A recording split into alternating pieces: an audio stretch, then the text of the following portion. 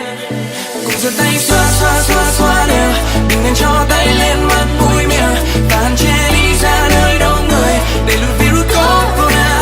Hãy nâng cao sức khỏe và vệ sinh không gian xung quanh mình, cùng nâng cao ý thức của xã hội để lùi virus corona.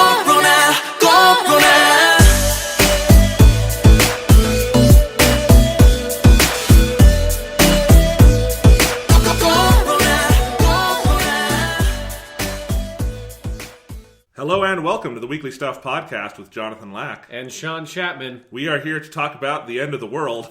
As we know it. This week on the show, it's the end of the world. As we know it.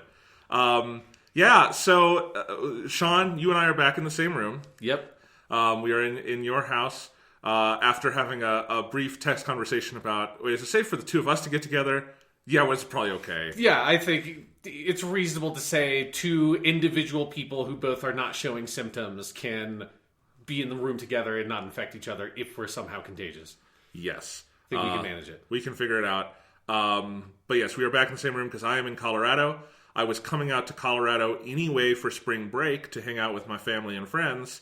And now I'm here indefinitely because everything's shut down. So if you haven't been following the news, we're undergoing the biggest global pandemic since the Spanish flu of 1908. Mm-hmm. And it's a big deal. And, you know, our planned topic for this week's show was talking about the end of Evangelion, doing our Neon Genesis Evangelion episode part 2. And, you know, the other night I drove here to Colorado, and I'll tell that story in a little bit, but I was in a hotel disinfecting surfaces with Clorox wipes just to be safe. Mm-hmm. And it struck me like, I don't want to talk about Evangelion this week. That would feel like to be clear, I didn't really like Evangelion that much in the first place. It's like that. I'm not going to be able to muster the enthusiasm for that. I think we should just have a podcast where, you know, we're not going to go over all the news and everything. There are plenty of better places to get that. But I don't know, just kind of talk about where we're genuinely at. Mm-hmm. And then other topics, they'll come in as they come in. We've got a couple of news items that are roughly related to the things we talk about. I've been playing some games. You've been playing some games. We are also, at the end of this show, to work out our frustrations on the world. Yeah.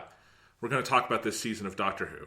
Yeah, I have in the past 2 weeks, I decided to finally do it, and I just watched the season of Doctor Who, which is better than last season. It's got some okay episodes.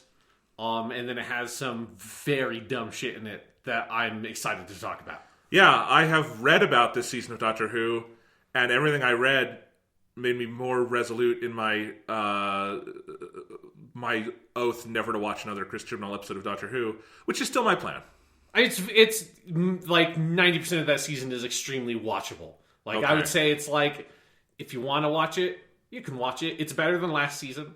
But it makes some interesting big picture decisions that I think probably are just going to get retconned in the next season immediately. But we'll talk about that. So Sean, I mean, let's just talk about where we're at. So we are recording this on Sunday, March 15th. Mm-hmm. Things are bad. You and I both live in the United States. I know we've got listeners all over the world.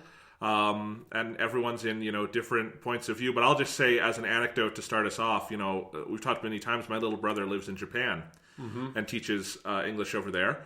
And, for a couple of weeks, we had been, when this was really starting, and obviously coronavirus hit Japan before it hit the United States, and we were worried, do we need to get him home somehow? How does he get home? What if Trump announces a travel ban?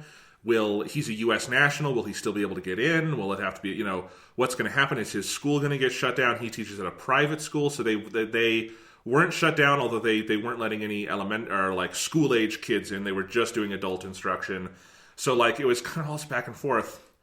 And then over the last week or two, we realized he's way safer there. Mm-hmm. He is, objectively way, way, way, way safer in Japan. For one, because Japan did some stupid shit at the very beginning, with their cruise ship. Yeah. But then, they took some really drastic action, and they've mostly contained it. And they also have, healthcare and shit. And now in the United States, the Republicans have bungled this as hard as people humanly could. And who knows, this could get really, really bad really, really fast. It already is really bad in a lot of places. And so we're just now well, Thomas, you were planning to stay there till June anyway. might as well ride it out. Yeah. No, And that's where we are. Choice. Yeah. Yeah. That's where we are. You'd probably want to be in a lot of countries before you'd be in the United States right now. Yeah, I mean, at least it depends on where you are in the United States. If you That's want to, true. like, if you're not infected with coronavirus and you want to be very safe, just go into the middle of Wyoming. There's nobody there. Yep. It's an empty wasteland, and you can, scavenge for food, like it's a Fallout game. If you want to get that, like, preview of the experience, just move to Wyoming. Yes. You're going to be good. Don't go to New York or California. Do not go to New York or California. Yeah, don't really go to any densely populated areas just because it's not... Even if you haven't heard of an infection there, it's just not a good place to be. Yeah. It's wild. So, do you want to just tell the folks about like where our lives are at? Because it's fascinating. Yeah. Because you and I are both in professions that have actually been getting a lot of press, which is that we're in education. And that's one of the higher profile things that's been getting shut down. Yeah. So what's going on in your life, Sean? Because it's been changing by the hour, has been my understanding. Yeah, I mean, basically, yeah. So for the district that I'm in Colorado, which most school districts in Colorado are shut down for next week, and then the week after that is spring break. Who knows past that point what happens? But specifically, so my district is going. They've implemented a quote unquote remote learning plan. So it's not just the schools are shut down. They want teachers to transition into doing online or digital teaching, which is, I appreciate the sentiment, and I'm pretty well set up for it because I already use Google Classroom in my classes. And so I have a built-in system by which I can relatively easily transition some stuff into digital. There are lots of teachers for whom that is not an easy transition to make. There are lots of teachers that were like, desperately scrambling to figure out what the fuck they're going to do. Just to present a timeline. So basically the week before we're recording this podcast, it was Thursday was the first time we got any official communication from the district that things were being considered. And we had basically a study hall period where all the teachers got sent an email right before the study hall period saying like, this is our official statement. We had gotten word that morning that there was going to be some sort of official statement. And the official statement was nothing is being shut down. Options are being considered. This is a very fluid situation. Things might change.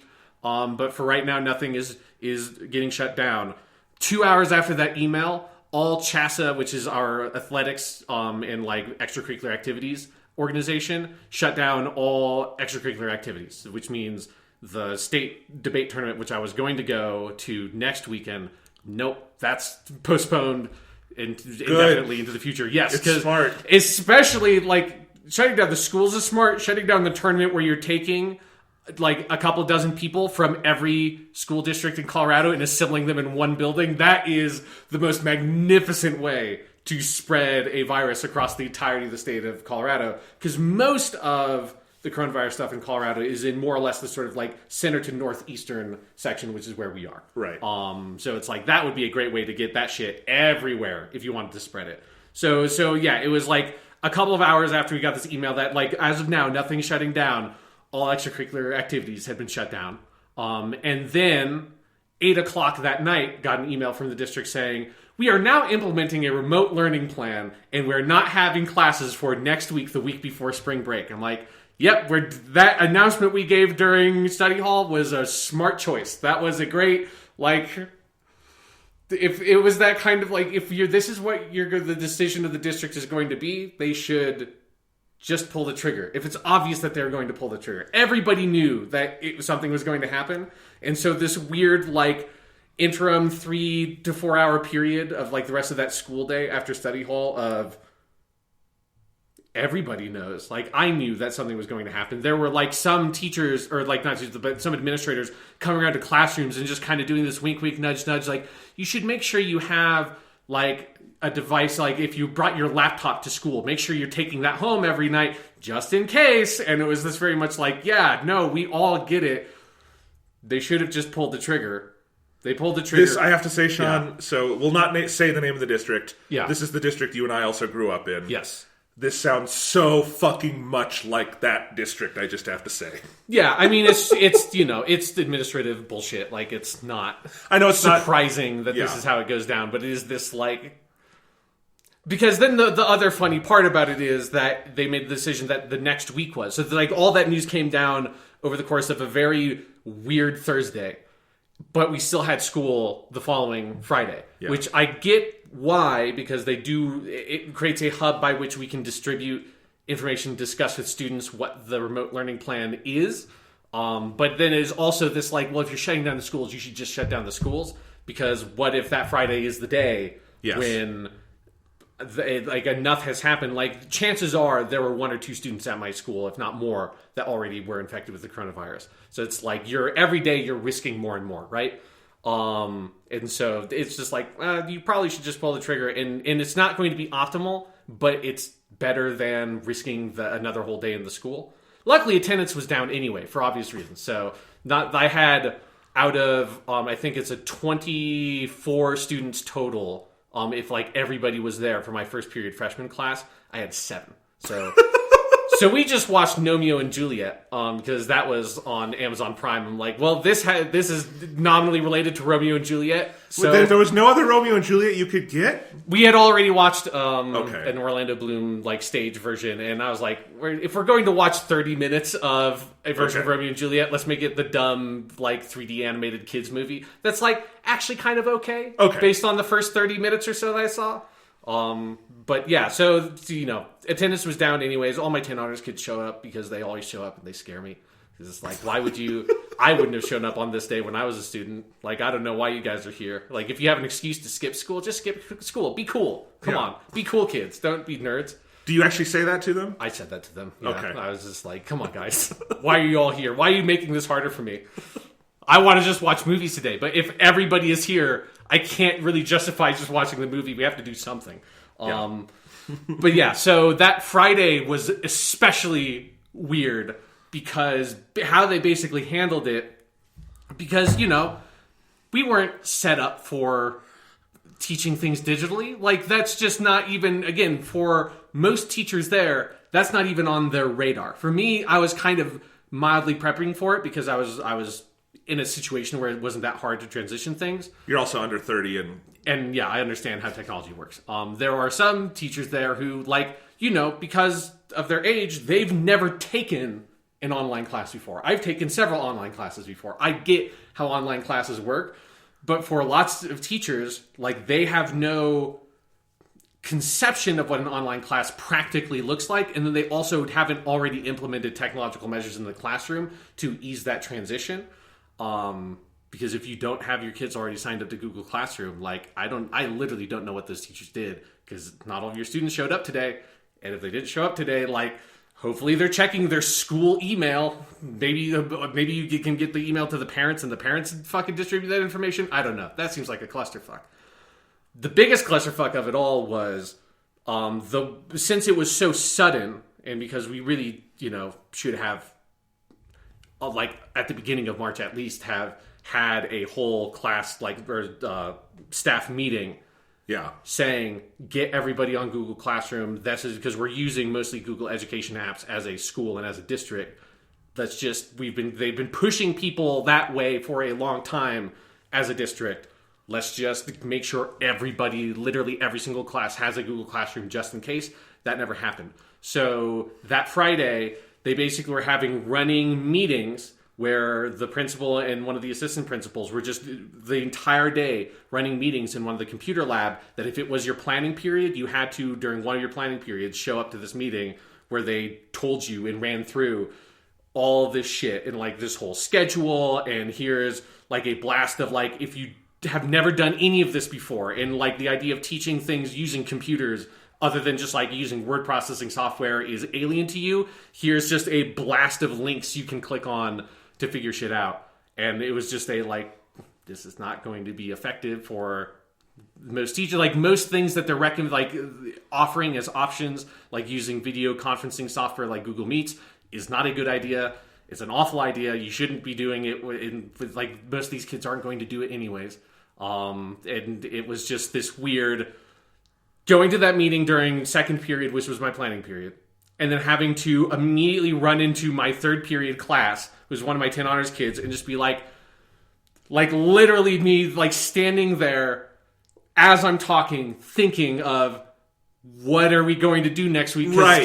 Because the remote learning plan that we had gotten in the district email, we had no specifics at all about expectations of what they wanted us to do. So only had vague ideas of what they were wanting. And then they had this whole, like, you need to try to take attendance and do all this shit that's like official school policy stuff that we have to continue doing. That's like just not, like, the district is not set up to do this because it's not expecting to have to do this. So there's lots of weird, like, things you have to account for in that. And so, like, I'm standing there being like, well, here's what the schedule is, and I guess this is how we're going to do discussion posts. And, okay, this probably would make sense, and basically just sitting there. You're doing improv. Basically, yeah, doing improv and, like, trying to work off luckily it was my 10 honors class, so, like, I could kind of work off of it and be like, does this sound like this would work? And someone like, yeah, I think we could do that. It's like, okay, I guess we'll do that then. And it's just, like, a very, very, very weird day that nothing got done at all. That's amazing. I mean, it really... But that's like America's response to this whole thing in a microcosm, isn't it? Which is like, we did have time to prepare. It was going to be chaotic. It was never going to be perfect. This is a challenge. No one's going to tackle it perfectly. But like you said, staff meeting? Maybe 2 weeks early? Staff meeting. Who knows? Yeah, I feel like as soon as there was multiple confirmed cases or presumed positive cases of COVID-19 in Colorado, especially because the earliest cases were in counties that are like adjacent to my county, we should have taken preparation steps. Preparation is cheap. Yes, you know? Exactly. It's like, I was washing my hands like for several weeks at this point. I was washing my hands thoroughly after every single class period. I was wiping down my desk with disinfectant wipes. It was just the sense of like, I'm doing everything I can because I know what this shit is, and like it's been coming for long enough that we should have seen it coming. And then the like top level like administration that actually needs to implement the policies to get things to change, which I want to make clear has nothing to do with my school's administration. My school's administration, I think, handled what they were given actually really well. It's the higher than them. It's like superintendents and stuff like that. It's like, well, there's lots of space to make choices. And it just feels like they waited until the last possible moment, which is not when you want to wait with a pandemic.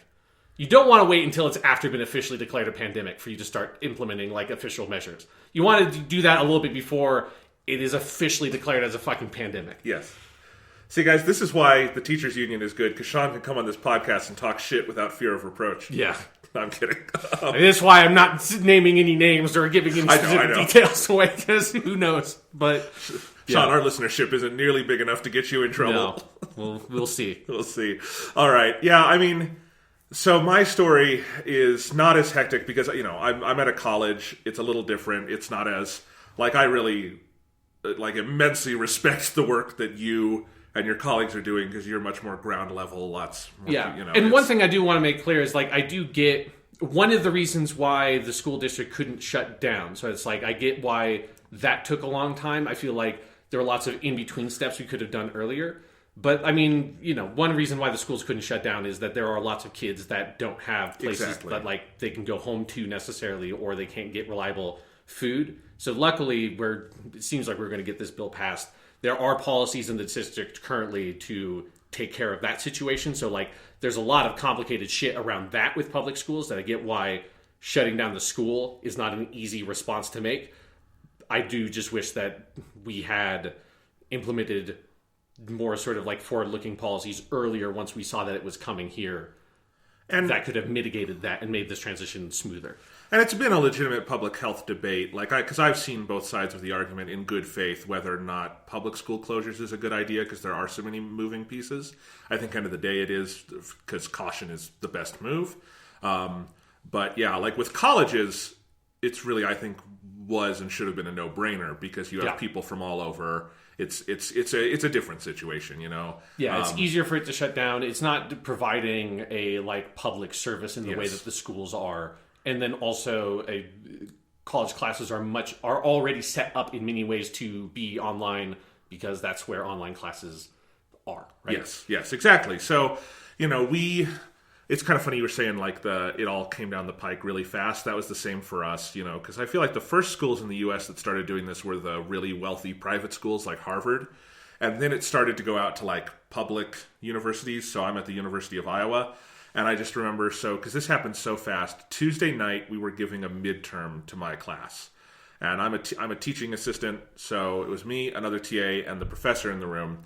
And the professor comes up and says, the Board of Regents just made an announcement that they're thinking about, shutting down. So then I'm looking at like the Des Moines Register and the Board of Regents announcement. It's the same kind of thing. Like, I'm kind of like, well, I wish, like, just tell me what you're going to do. Yeah. And so then it was the next day, I think we got the official word that we're shutting down. And the way they're doing it is we had it. So right now I'm on spring break. So my spring break week earlier than you. So they said, well, we're going to finish this week. So we were going to go through Friday, then spring break, then we're off for at least 2 more weeks through April 3rd, and they'll reassess at some point. Iowa has not had a ton yet. Like as of last time I checked, Iowa had no community transmission that was confirmed. But we did have several people in the state who had it, and of course our testing is so bad, and I think Iowa is one of the states where there's just zero testing. So like, we didn't know of any community transmission. There probably was community transmission. And again, big college campus, bad place to be in these kind of times. Yeah. So we decided we're going to shut down, but it's the same kind of thing where like, that Tuesday night when we got the Board of Regents notice, the head of our department sent out a note of like, everybody give me like thoughts on how you're going to move your classes online. And like, so everyone's like giving feedback, and then it's like, okay, well, we have to do it. And basically you have to just be like, okay, everyone has pretty wide latitude on this. And we'll figure it out as we go along. So like my class, I am not the ultimate decision maker on it. That would be the professor. But it was still like kind of all over the place because I still had to meet with my students on Friday for our discussion sections. We had about half attendance, which is more than I was expecting. I very much did the film school equivalent of your Romeo and Juliet thing, which is our week was on documentary film. So I showed an episode of Documentary Now, the TV show. We watched Juan Likes Rice and Chicken, which is the parody of Jiro Dreams of Sushi. And it was very funny. But it's like, I'm not putting anything heavy together for this. Like, that would be such a waste of time and effort, and I'm not in the headspace to do it. Like, they're not in the headspace to get it. So, but I also gave a talk where I'm like, okay, this is how I'm planning on handling our discussion sections, blah, blah, blah. But I'm like, but it is all very much subject to change. Yeah. And of course very much whatever I say now is only temporary. Like, wait until there's go by whatever the most recent official information is. Yes. It's like, I literally learned this 5 minutes ago, so I have no idea. Yeah, like the most important thing on my slide was I had in big, bold letters, check your email every day. Yes. And which I can very much expect of college students. I get it with high school students because whatever the fuck, they're out, eating Tide Pods and shit. But in college, you've got an email address for a reason. Anyway, I hope none of your kids are eating Tide Pods. I feel like that fad passed. They're probably doing other dumb shit that I don't even know. They're just making TikToks all the time. That's what they're doing. Well, there was a TikTok challenge going around Twitter last night that I still don't know if it's real or someone making a joke of the coronavirus challenge where a girl was licking a toilet seat in a public restroom. And I'm like, and I immediately thought, Sean, because you're the only teacher, I'm like, I hope none of Sean's kids are doing this. There's a couple that I would not be surprised, legitimately. It's TikTok is bad. It's a bad social media fad that I'm eagerly anticipating the day that it fades away for something else. I preferred Vine. I thought Vine was better done than TikTok. We're old. Yeah. Anyway, how many of your kids would even know what that means if you said, I prefer Vine? Oh, a lot of them know Vine. I mean, they were because they were young when Vine was a thing. So they were in the not old enough to make Vines, but old enough to fantasize about being old enough to make Vines. Okay. So that's they were in a pretty good sweet spot that they know way more about Vines than I did. That's good. Okay. Anyway, but yeah, so all subject to change, and I swear, Sean, I teach, I go home and I'm packing, and as I'm packing, I get an email from my professor saying, I think we're going to do it this way, which is a little different than what I had said. And I'm like, well, good, I told them to check their email, Because also, and then it's so we're a film class, so we're also trying to figure out, well, we're only going to screen films that we can get the kids for free. And luckily, I think the 3 weeks we're covering are all films that we can get them on YouTube or Canopy. Canopy is a library app, because they're all in the Criterion Collection. Yeah. But one of them, by the way, which is Godzilla, Sean, Which Awesome. now we're not going to be able to do our week in person on Godzilla, which makes me very sad because I was totally going to be kind of leading that. Because I'm not a Godzilla expert, but I'm a Japanese cinema, know that shit. Yeah, and you've got a direct line. I do. Like, you needed to get the lowdown on some Godzilla shit, you know who to call. Yeah, I'd be like, if I don't know, like who was the suit designer on Godzilla versus Mechagodzilla? Yeah, Tsuburaya was away at that point, so I don't actually know that one. That's okay. I probably could Google that. I could Google that. Yeah. So anyway, but yeah, so I think it's still very up in the air. We did on Thursday. One of my teachers said, "I'm not going to make you guys come in today because I'm a teacher, but I'm also a student because I'm a PhD student." So like, I had one of my seminars, and we tested. We have an app that the university pays for called Zoom, which is a university, like it's like a conference style management app. It's actually very good for this sort of thing. But that's a seminar. We only have 8 people in it. That actually wound up working out very well. So I think that's how we're probably going to do those classes moving forward. But of course, I was saying to you, Sean, before we went on the air, like that would be unthinkable with a class of 21 teenagers. Yes. Or, I mean, my biggest class is 28. So Yeah. it's like, imagine, 28 teenagers. 28 14-year-olds, right? Yes. 14 or 15-year-olds for my freshmen. All on a computer at the same time. Oh my god. That would be a lot of porn windows open next to the conference app. Yeah, because a lot of teachers, again, a shocking number of teachers at my school are deciding to do this Google Meets thing, which was floated by the district as one of the approved apps to use for education, and I was just like, I just told my kids like, I don't want to see you next week. Like, I don't want you to see what my living room looks like. Like, I don't want to have to wear pants next week. And if we're doing video conferencing, I'd have to wear pants. So we're not doing that. Just do the discussion posts and you will be fine. We're pretty much doing similar things to what you've described. And I think it is probably the smartest thing right now. But it's wild. And, ultimately, like, this is for the greater good.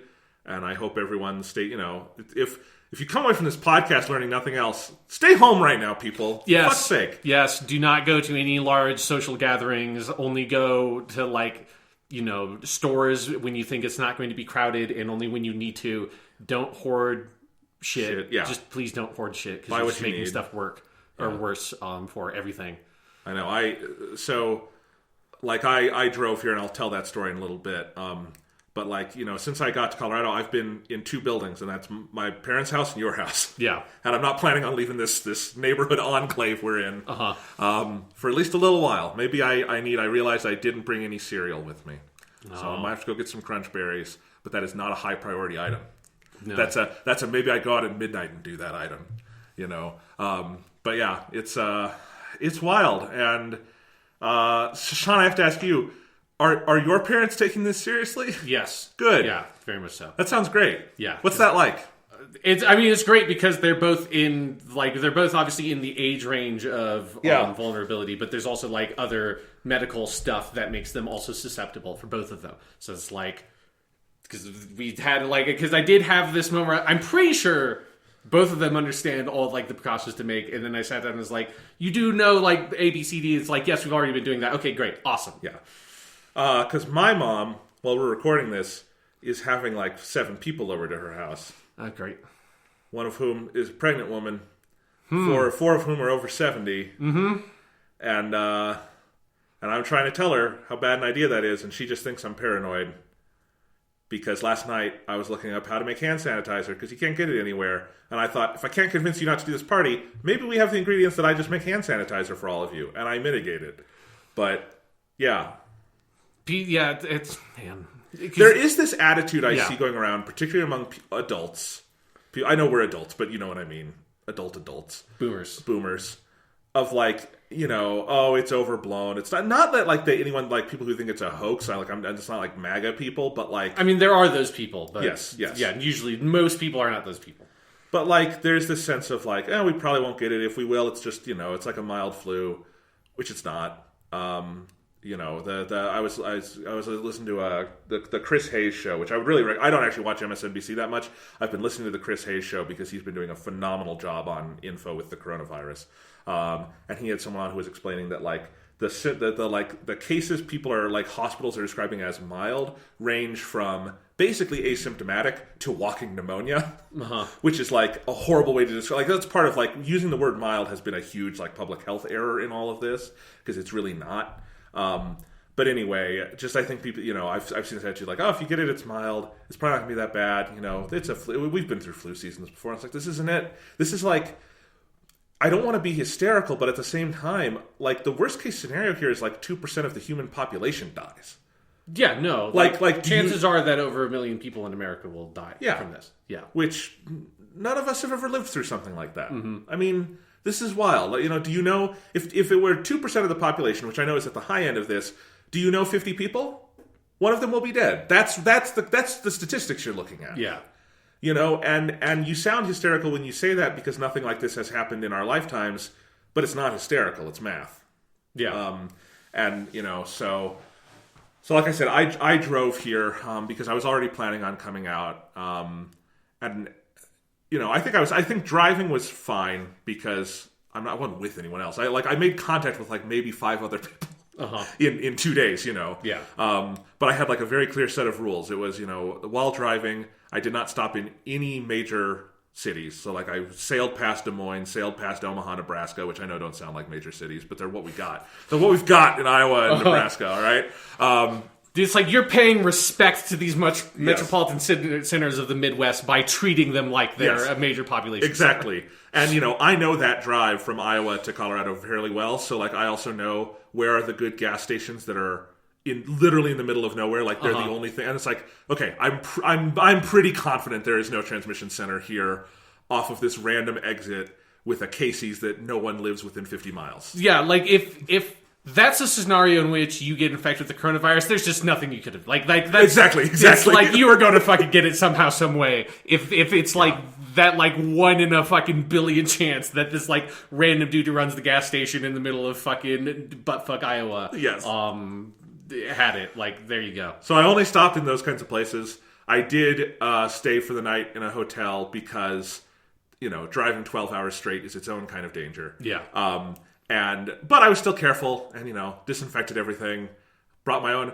Probably the single most OCD thing I did was bring my own pillows with clean pillowcases. I kept separate, put the pillowcases on, slept with them, took them off when I woke up, put them in a plastic bag along with everything I'd worn the day before, and like sealed that plastic bag up and threw it in my back seat.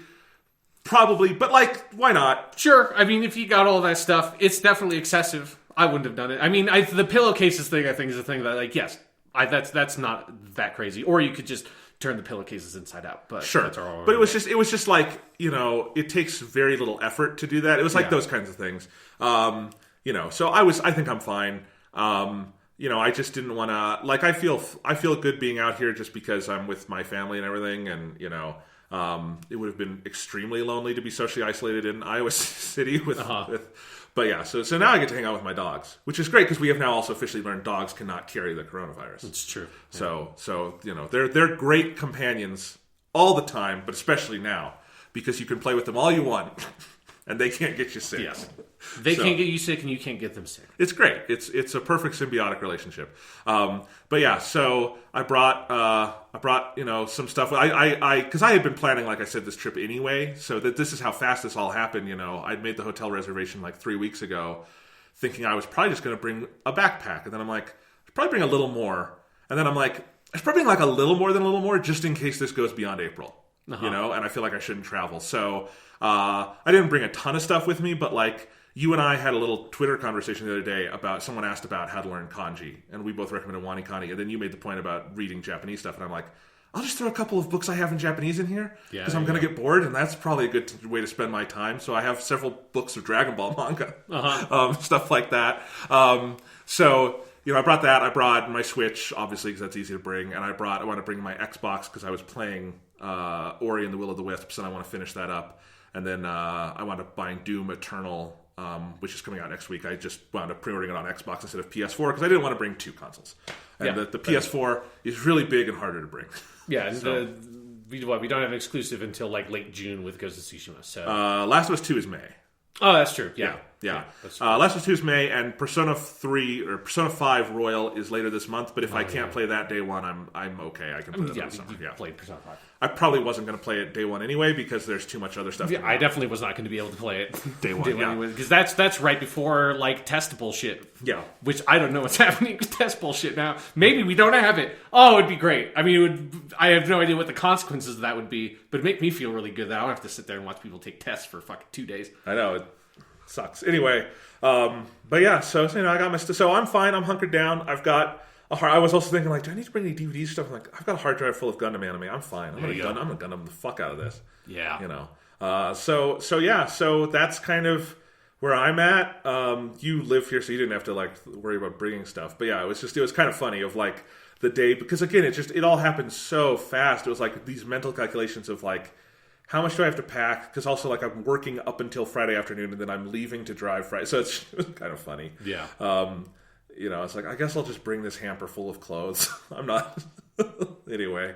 So that's where we are, and we'll get to record together for a couple weeks. That's good, unless one of us gets it.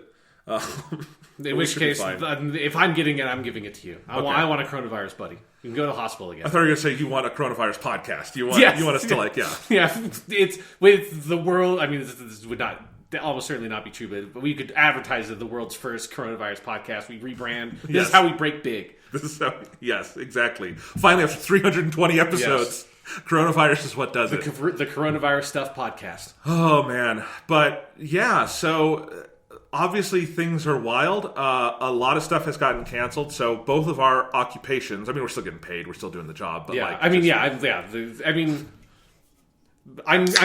that they are...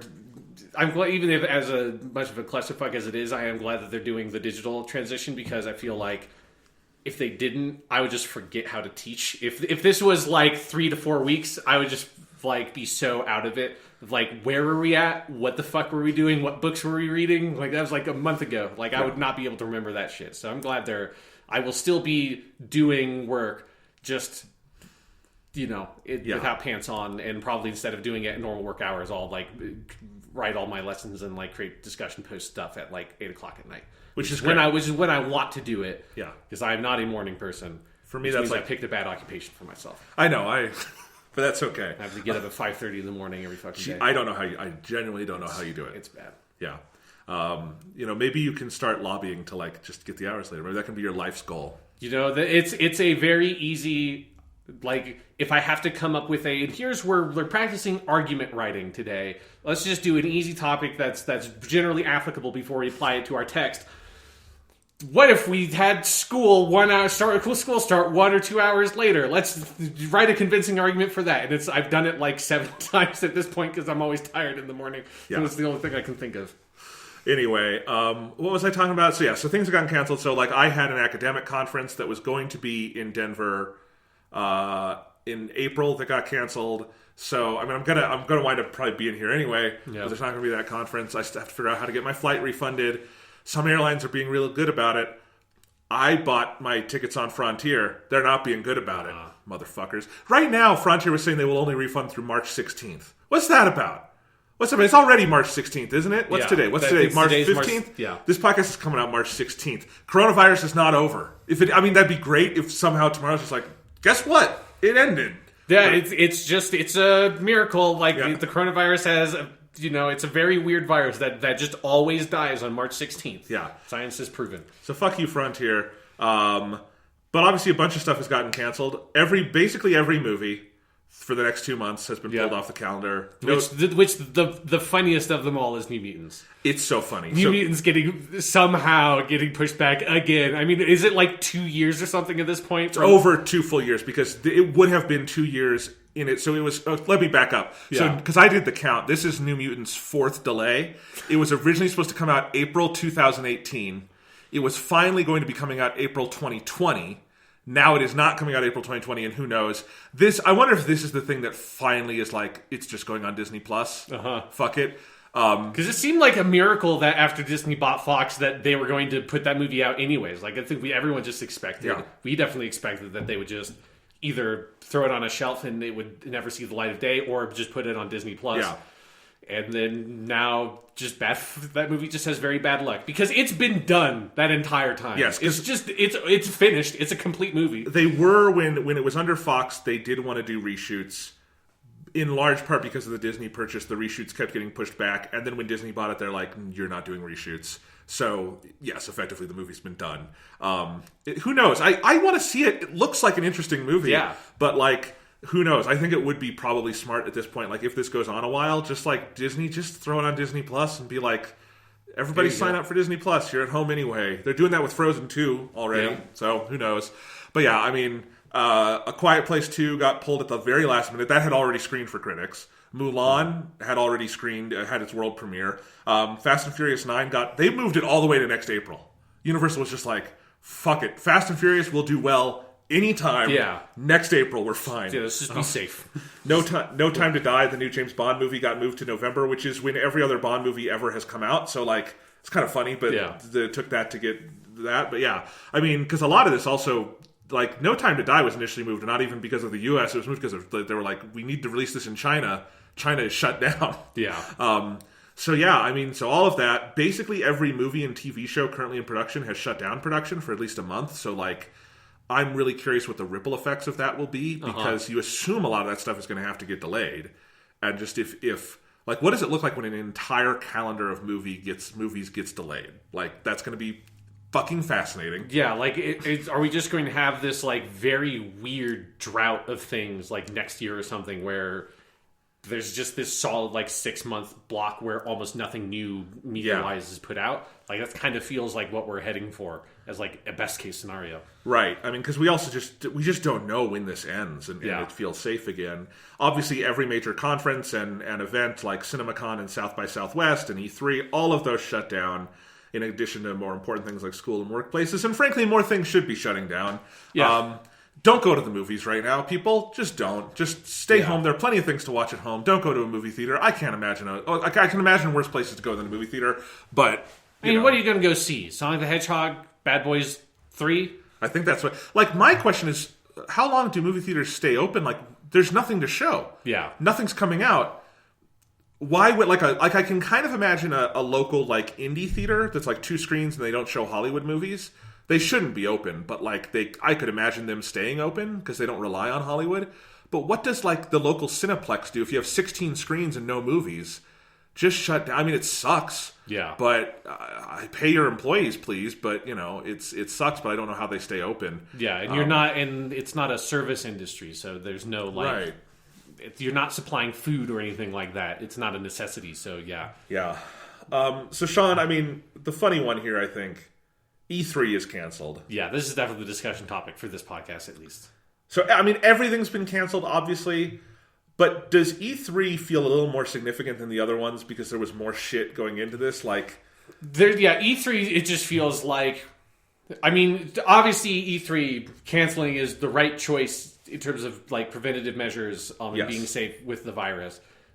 But I wonder if there are some people at the ESA that are almost kind of relieved that it's just like E3 gets to die like a noble, like sacrifice kind of death instead of like this like sad decaying death that it was dying anyways, because, you know, there has just been this repeated march of different companies pulling out of E3 to the point where it just seemed like completely barren and vacant.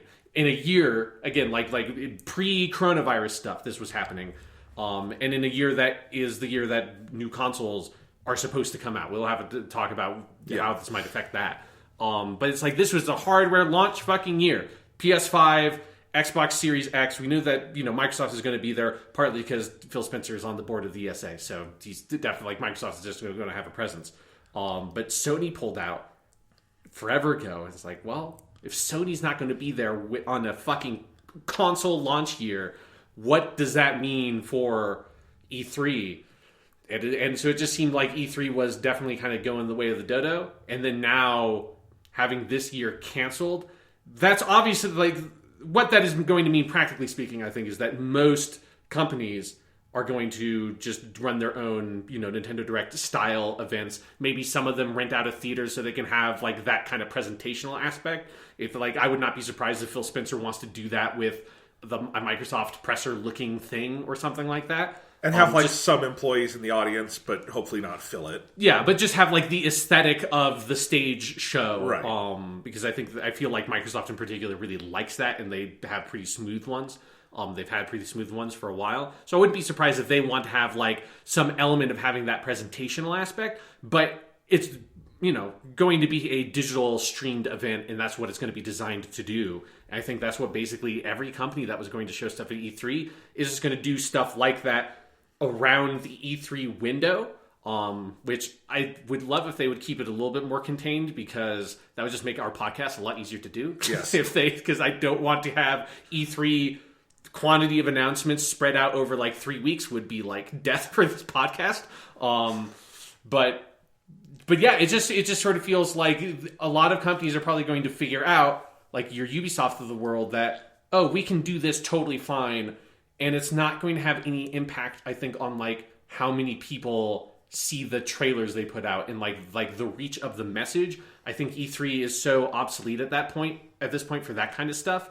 And once you have every single game company doing it that way and living an E3-less year, they see that E3 is not necessary. They spend God knows how much money, renting booth space, paying employees, merchandising, all that kind of stuff to be at E3, and don't see a big return for it. And they get as much of a return just doing stuff digitally. Does anybody show up for E3 in 2021? That's the question. Was 2019 the last E3? Yeah, because, and we're not asking this about South by Southwest. No. South by Southwest will be stronger than ever when it comes back, right? Yeah. And people will be very excited for it. South by Southwest is canceled purely because of health concerns, and good on them for it, because that's a huge hit to the city of Austin, but a very necessary one. But E3 is it's hiding in the gurneys. You know, it's it was sick and dying, and it's hiding among all the young bodies who have mild symptoms. It's wild. What are you going to do with all your extra free time this summer, Sean? I mean, that's my question is it actually going to be extra free time? Right. Or is it just going to be somehow even more hellish because it's just going to be so much news? Because we have gotten word of some stuff of apparently Warner Brothers was going to have some kind of event at E3 to announce their new Batman game that they have teased for what feels like a fucking year. I see all this ARGs type bullshit for whatever their new Batman game by the people who made Arkham Origins is going to be. They have a Harry Potter game that details about that were leaked out 2 years ago. The big RPG one? Yeah, that's what I think the Harry Potter thing would have been. And then Rocksteady's new game, finally, rumors are that it was going to be shown at this year's E3 at Poor Rocksteady event. So, so I imagine one day in June, Warner Brothers is going to be here's our live stream, and here's all our trailers, and hopefully they have devs on the live stream doing stuff. I hope some of these companies that haven't done this kind of stuff before put on cool, interesting things and give the developers some publicity and stuff like that, which is what E3 was often good for, is getting game designers on stages, being able to talk about their games to a big audience and a lot of people. But yeah, I'm concerned that we're going to get the same quantity of news. It's just going to be spread out over a couple of weeks instead of it being a couple of days, which sounds less appealing to me. As much as I sort of bemoan it sometimes on this podcast, I like the sort of E3 horse blinders kind of effect of I'm just going to take 2 days and just going to spend those 2 days just sort of immersing myself in video game news announcements, analysis, speculation, and the weird culture around it all. That, there's a lot of fun in that, and I think it's going to be less fun if it's protracted out for too long, and then it's just sort of, I imagine, would feel to me more tedious than anything.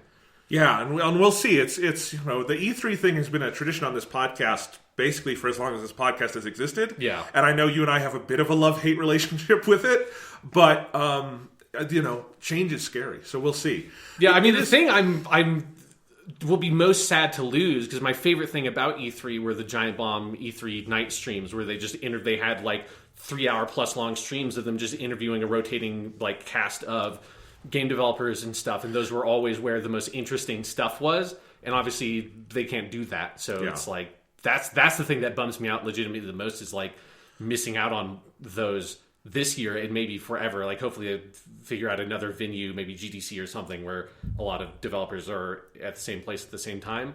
But that's gonna fucking suck to lose that. Yeah.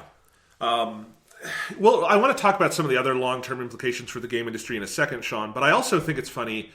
Gaming is like the one industry that I feel like is going to do well over the next couple months, better than it would, because, I think some games might have to get pushed at a certain point if like a lot of game development work can be done remotely at home and stuff, but it would slow things down, obviously. Yeah. So I'm curious about that. But in the immediate future, Animal Crossing New Horizons is going to sell an ungodly amount. I don't know if you've seen, Sean, that game has been on the top of these Switch charts for a month, and it's not even out.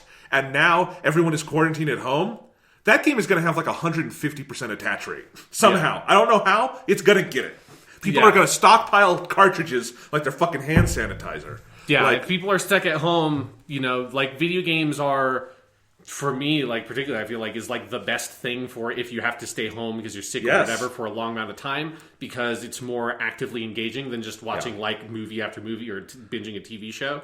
So and Animal Crossing is like one of those uniquely well suited to it. Yeah. But I'm also thinking the same day as that is Doom Eternal. Yep, that's what I'm going to be doing. I'm going to be venting a lot of my frustrations onto a lot of fucking demons in that game. I made the joke the other day. I'm going to pretend every demon is a different Trump administration official. Yeah, and just ripping out their eyeballs and splitting their skulls open. It's going to be a great time. But Doom Eternal is 100% going to sell better than it would have. Right? Yes. Like, not that I don't think anyone at the company is probably happy about the circumstances around that. Yeah. I hope not. They'd be evil, but like it's a fascinating thing. And then, over the next couple months, like who knows? Early April we've got Final Fantasy VII Remake. That's obviously ready to go. Something very weird would have to happen for it not to be. Yeah. So that's probably going to do super well. I mean, I'm just fascinated by all of that. I do think longer term, I'm curious if some things like over the summer that maybe they were in kind of final crunch on, if like there's just sort of like, we need to push this because it's not safe. But then, Sean, we have the next-gen consoles. Yes. And I had already had an item on here from like a week ago when the world was already starting to get on fire but was not fully burning. Yeah. That there has been a lot of chatter recently about how quiet Sony has been on the PS5 this year. Mm-hmm. Because Sony did a lot of early announcements about the PS5 last year. But in 2020, they've been radio silent. And Xbox has been really aggressive. And we know a lot about the Xbox Series X. We know what it looks like. We know all of its specs. Yeah. We know a lot of the features they're going to do. We know what the controller looks like. We know kind of everything other than sort of the final like big video presentation package they were going to do. We even know some of the games that's launching with Halo Infinite, Hellblade 2, all of that. And as a result, Xbox has really taken up all the oxygen of that, where it's easy for me, Sean, who hosts a podcast, it's easy for me to forget that Sony's also launching a new device because it's just not in the ether. If they had come out in May or something and like done a big blow the doors off the hinges event, maybe that wouldn't have mattered. Who knows? They can't go talk about it right now. Yeah. Because it'd be weird and tone deaf, and two, can these consoles come out this year? If China, China is completely shut down right now. They're going to be starting to reopen different sectors of industry. They're being very careful about it, is my understanding. But, from what I've heard, Apple is fully expecting a delay of the new iPhones. There are not going to be as many consoles manufactured as iPhones, obviously. But, is it possible for them to come out in November? The likely answer is nobody knows, but it's a big question, certainly. Yeah, so I think there's a couple of factors in here of, one, I strongly suspect that we would have had a, big PS5 event, timed somewhat similar to what the PS4 reveal event, which was in February of 2013. Yeah. I bet that we would have had something like that by this point if it wasn't for the coronavirus, especially since Japan was one of the earliest countries to be hit. Sony is based out of Japan.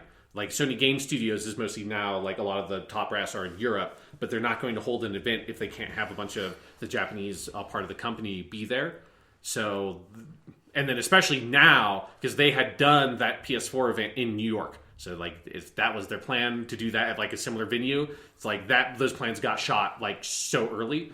I'm curious, because there were so many rumors in January of this year that's they're targeting an event for late February, early March, and now it has been like all February. We're halfway through March. There has been no news. I suspect that that's just because they're like, maybe it feels like they're kind of caught with their pants down. Like, this is what we're going to do. Do we say that we were going to do it, and now we're like not doing it to the coronavirus? Does that then make people feel like look badly on the PS5's prospects of being able to come out this year? Because I bet that Microsoft and Sony are both still targeting this fall for releasing those consoles. I can't imagine that, like, if it gets delayed, I think that's going to be an absolute last minute choice, because that has so much of a knock-on effect in terms of like developers making and targeting games for next-gen consoles. If like all that shit starts slipping, like that can't be can't be an easy thing to do. And it'll be a situation where everyone's in the same boat. Like, it would be a situation where, like, Ubisoft is saying, this Assassin's Creed game isn't shipping in October. You know? Like, it would have... I think all of that would have to be happening simultaneously, right? Yeah, it would have to feel like it's like a big concerted move by the game industry in general. Because they need each other. There's no... Yeah, to just say, like, what if we just shove this all back, like, 3-6 months, whatever window. Nintendo Switch launched in March? Let's try that. There's no reason why we can't put out consoles whenever the fuck we've learned now that we can release video games whenever we want. Yeah. We can also put out video game consoles whenever we want, and it's fine. Yeah. So, Microsoft obviously is based in the United States, which probably so far has given them more stability. They're also based in Seattle. Yes, up in Washington. So who knows what happens with that? I mean, Microsoft has been, as a company, pretty good on everything in terms of sending people home, keeping people paid. Like, they're pretty ahead of the curve, but it's obviously going to hit them and slow things down. They don't manufacture Xboxes in America. They could probably move some of that over here if they needed to, but then we're probably going to be in a shutdown scenario, so who knows? It's all a lot of moving pieces. We don't know anything special. It's just kind of like, who knows? And I agree. They're probably still going to try to get these things out in November. If they do, I wonder if it'll be more limited stock than they would like. Yeah, I mean, there's already reporting before the coronavirus sort of hit worldwide that supply chains were constrained for I think it was specifically the SSDs. Are hard to make. Like, there's not a lot of factories that are set up to make them. Parts are expensive, all that kind of stuff. Which is just going to be more and more exacerbated, especially if companies like Apple then start moving their stuff. That then means that like the sort of the schedule for the supply chain and like how that's going to work is like, those factories aren't just, it's not just like this is a factory that just makes PS5s, right? Yeah. It's those factories manufacture parts for all kinds of different devices. And some of the parts that go into a PS5 are parts that you can also go into other electronic devices. And so if all those things start getting delayed and that schedule starts moving, and it was already hard to get the kind of supply that they were looking for to manufacture consoles for this fall, that seems like that. Yeah, it's. I'm going to be fascinated to see what happens. Like it's like. It would be unprecedented for like the effect that this pandemic would have on the video game market, no matter when it occurred, right? Because we have not had a global pandemic since video games have been a thing. But it's definitely like a big one for it to hit right on a transitionary year for the industry, where it is moving from a series of platforms it's been on for like 6 or 7 years to the next set of platforms. Like, that is bad fucking luck for that industry that they got hit right now with this, and it's like. It's like, what are the like long-term consequences of like so much stuff getting moved back, so many pieces of like the supply chain being constrained? How does that impact the release of these consoles and like their sort of viability in the future? It's wild. I mean, I know I'm saying that about everything because we're all in completely uncharted territory. It is weird because Microsoft sort of got all this stuff out before the freeze. Yeah. We have a very good picture of Microsoft's plan forward, right? Yeah. And that's very concrete. And Sony's is like, we know Ghost of Tsushima, and then it's just a wall of like what's... I mean, kind of. I mean, to be fair, practically speaking, other than the form factor, we really know about as much about the PS5 as we do the Xbox Series X. But like, there's a lot of stuff around that, like services and what games they're planning to launch with, and because like we know Series X is launching with Halo Infinite. we know a lot of the, we know like Hellblade and some of the other developers that Xbox is working with and when they're going to be coming out with things. So it's this weird, right? Like we know roughly because the PS5 and Xbox Series X, from everything we know, are going to be in rough parity. Yeah. Like more so than probably any two consoles previously that I can think of. And the Xbox One and base PS4 were already in near parity. It got clearer over time, the differences, but like they weren't that far apart. It wasn't like, the PS2 and the GameCube or something. Yeah. So who knows? It's very wild. I do want to talk now, Sean, about one PS4 game we think is coming out in May. Yeah. I don't know what's going to happen to this game, but The Last of Us Part 2 had a big expose this week by Jason Schreier. Yeah. We knew who was coming for him. Uh-huh. No. But there was a big piece about Naughty Dog and crunch, because they are undergoing pretty brutal crunch on The Last of Us Part 2 as we speak. Although who knows? I don't know if Naughty Dog has like sent people home or what. Yeah, the I exact haven't scenario is. seen anything about that. I don't know. But it was a fascinating piece. It was with the normal amount of depth you expect from a piece of Jason Schreier investigative reporting. I do want to read one paragraph early on because I think this is kind of the lead that's been getting passed around a lot. One major consequence of this culture, Naughty Dog's culture of crunch, has been attrition. Of the 20 non-lead designers in the credits of 2016's Uncharted 4, a whopping 14, 70%, are no longer at the studio, which has had wide-ranging effects on the development of The Last of Us Part 2 and led to questions about the continued validity of viability of the Naughty Dog approach. And the article goes through that in a lot of depth with sort of how it's gone, and that, it feels kind of like a sequel to the Uncharted 4 chapter in Jason Schreier's book, Blood, Sweat, and Pixels. Yeah. Which is that Naughty Dog knows this is a problem. They've known about it for a long time. They're not necessarily happy about it. There have been good faith efforts to try to fix it. The Last of Us 2, part of what makes this article so sad is it's really, really clear that the leads were aware of this and didn't want it to happen again. And it did happen again, and it's possibly worse than ever. And they are bleeding designers. They're leaning on sort of hourly contractors a lot more than they ever have. Yeah. And it makes me sad in so many ways because I love Naughty Dog's games.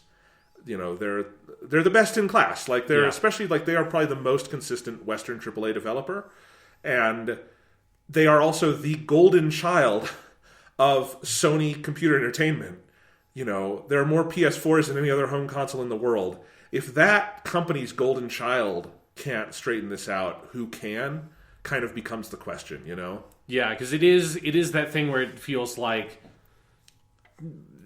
it's almost like the coronavirus stuff. If like they became aware of it and tried to put measures in to fix it with like doing more thorough pre-production on Last of Us Part 2 and stuff like that. That's like the address is like, this is that they tried to get up ahead of it even more this time, very deliberately to avoid the crunching problem. But the consequences of the thorough crunching from specifically Last of Us into Uncharted 4, which, his Blood, Sweat, and Pixels thing, like, in short, one of the reasons why the crunch was so hard on Uncharted 4 was because Amy had left, and so Druckmann and Straley, the leads on Last of Us, had to take over the development of that game, which meant that, like, they had to basically scrap most of what had been made because they wanted to make the game that they wanted to make. And then that caused a huge crunch period to get that game out within a reasonable time frame. But then the consequences of that, of how hard that like back-to-back crunch was on people who had worked on Last of Us and Uncharted 4, most notably Bruce Straley, who was Druckmann's sort of like second-hand guy, the dude who was like, it's that kind of classic pairing thing of like Druckmann is usually seen as he's like the creative, he's like the writer kind of one, the story guy. Straley is the one who's like the more technical producer, like knows how to like actually get shit done. Straley was so burned out that he left the studio. And then after him, a series of other major lead figures left the studio. So like no matter what kind of precautions you put into place, if you're losing a lot of your senior team, especially someone like Bruce Straley, it's like now you're scrambling to make all that shit up and like get new staff in and having to train people while you're also trying to get the game out. Like it just sounds absolutely fucking hellish. And I'm with you. Like this one in particular just has this very like sad tone of like this tragic tone to it of like, these are the consequences of having an industry that runs on perpetual crunch. And especially like Naughty Dog is known as being alongside like at least Rockstar seems like maybe it's implementing changes, but like it was like Naughty Dog and Rockstar were two of the studios that were most talked about in terms of like awful crunch. Like it was just hell at those studios especially when you're getting near the finish line. That like the consequences of that perpetual crunch is that like you need to like stop. You have to like. It seems like they just like fucking stop, and we need to sort it out, because if you're just keep on running, burnout and attrition means that you're never going to catch up to it. Like it's you're always going to be deprived of what you need to run the studio effectively. Yeah, the end of the article is very sad, where pretty much everyone Schreier talked to says it's a great game. We're all very proud of it. We think it might be Naughty Dog's best game yet. The downside of that is Last of Us Part 2 will probably come out. It'll probably be very acclaimed. It'll probably win Game of the Year awards. And then what is the incentive from a corporate structure to stop the crunch atmosphere? Yeah. And the article ends with a quote by one of the designers saying, there's this weird part of me that wishes it would just flop, because that would probably be the only thing that would convince Naughty Dog something's wrong.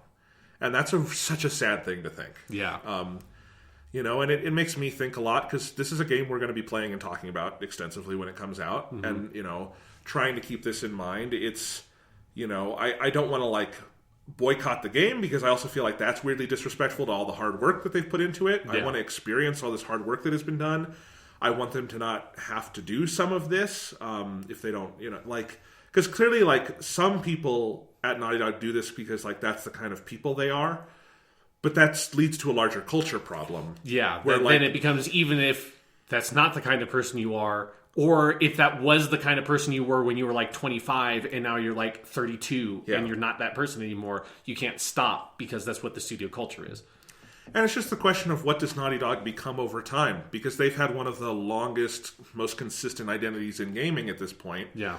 Even if you just go back to Uncharted 1 to now, that's a really long run to have this very consistent identity where every game you put out is a fucking masterpiece. But there's a lot of attrition. And there's descriptions of a lot of people who have been there a long time who are, like you said, they're like 35. Maybe they have kids now. Maybe it's just like, this isn't who I am anymore. And it's too bad that the studio doesn't feel like it's maybe evolving alongside that. Mm-hmm. So who knows? We'll see. Maybe they can take some time after The Last of Us Part 2, unless they're doing another big DLC, and unless that DLC turns into another standalone game, and then unless after that they jump into another game, which is what happened this time. So yeah, exactly.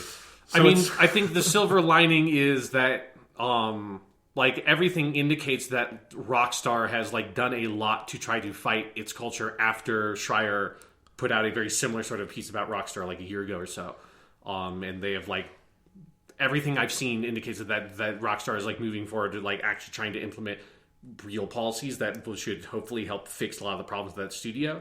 So it does feel like as more of a stronger light is shown on these problems, it does feel like we're starting to see change take place, and hopefully like this helps that happen at Naughty Dog. Like I saw a lot of stuff on Twitter after this came out of like ex-Naughty Dog devs coming out and like talking about like, yes, this is what's happening, and like kind of moving forward. That it's like at a certain point, if everybody in the video game like development community knows that your studio has this reputation, you have to do something to change it, or you can't get people, you can't hire people to fill those slots anymore, right? Yeah. So hopefully this is the kind of thing that then pushes the studio into such a corner that like it is forced to really seriously address these problems without necessarily having to be like, we have to, make a game that bombs or something, which I don't think is ever going to happen for Naughty. Like, even if they made a game that was bad, it would still sell well, because it's a Sony first-party studio. Well, and that's marketing behind it,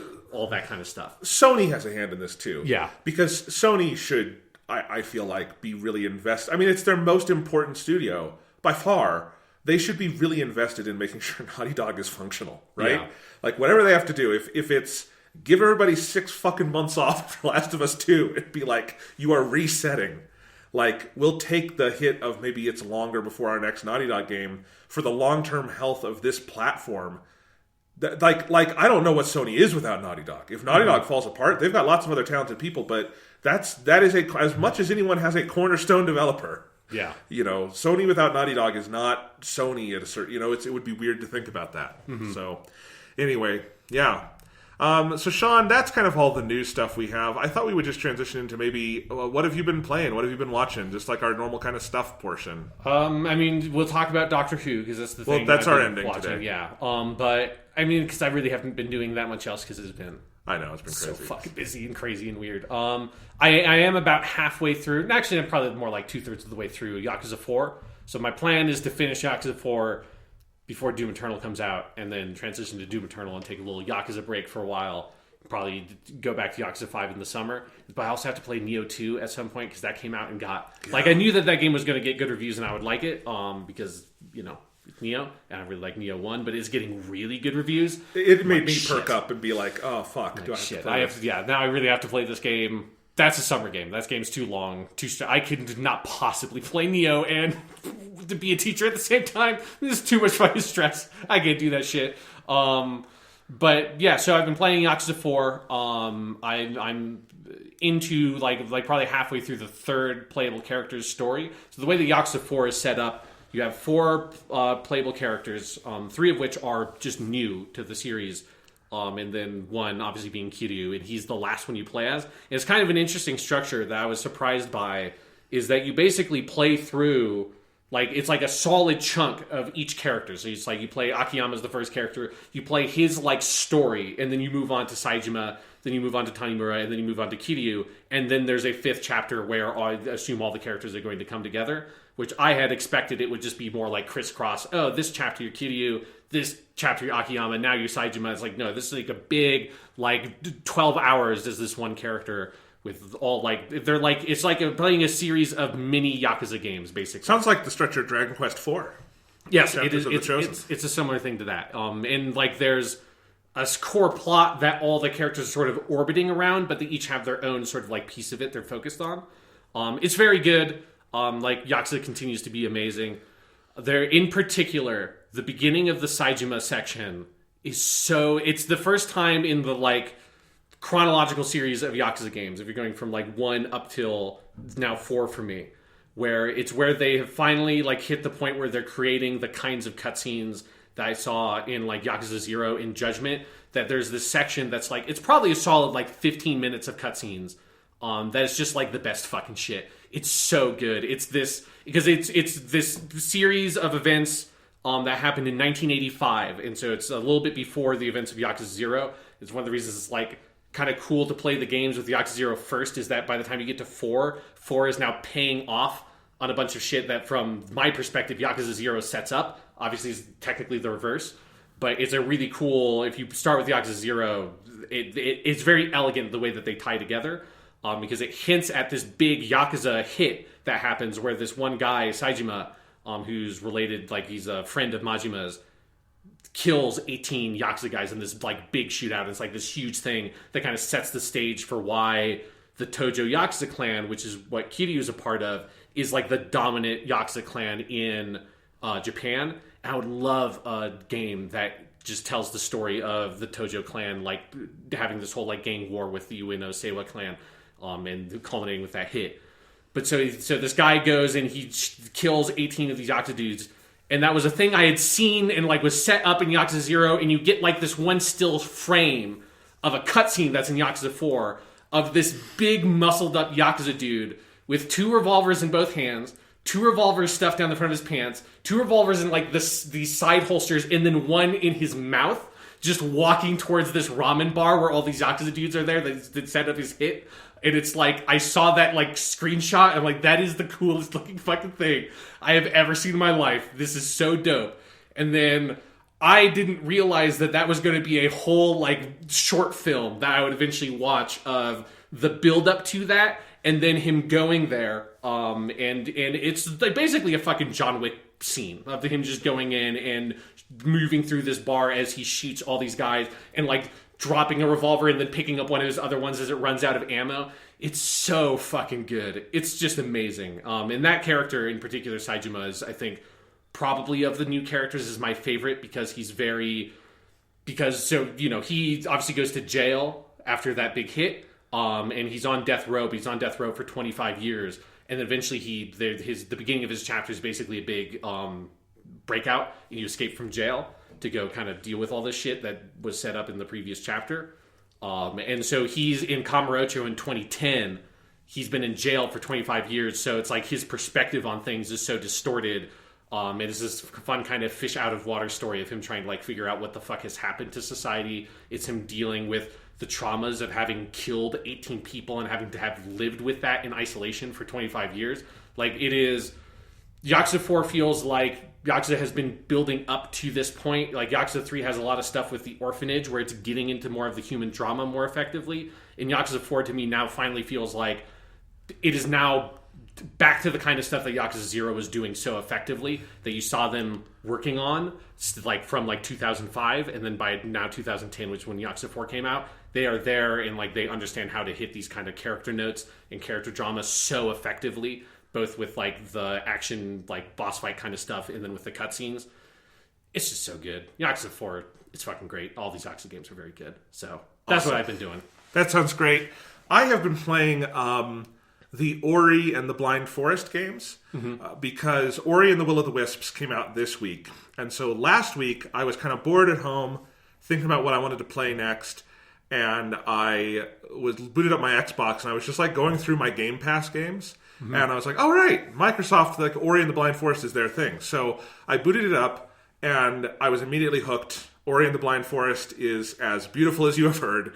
It is one of the most gorgeous games ever made. The music is incredible. It's a really fun... It's Metroidvania, but with a lot more focus on movement and platforming. And I think that first game is a little imperfect. I don't think it quite fully lived up to the hype around it for me, and that I thought there were some things that were like... It didn't always fully explain mechanics perfectly, and some of the platforming got a little frustrating for me in places, but I did really like it, and I was like 100% bought in. I will play the sequel, especially because it's on Game Pass and it's no extra cost to me. So, yeah. And then Ori and the Will of the Wisps came out this week. It came out Wednesday, which I don't... Games come out Tuesday or Friday. What the fuck's up with Wednesday release? Games come out whenever the fuck they want. Games come out before they come out. It's just a mess. Yes, so Ori and the Will of the Wisps came out this week.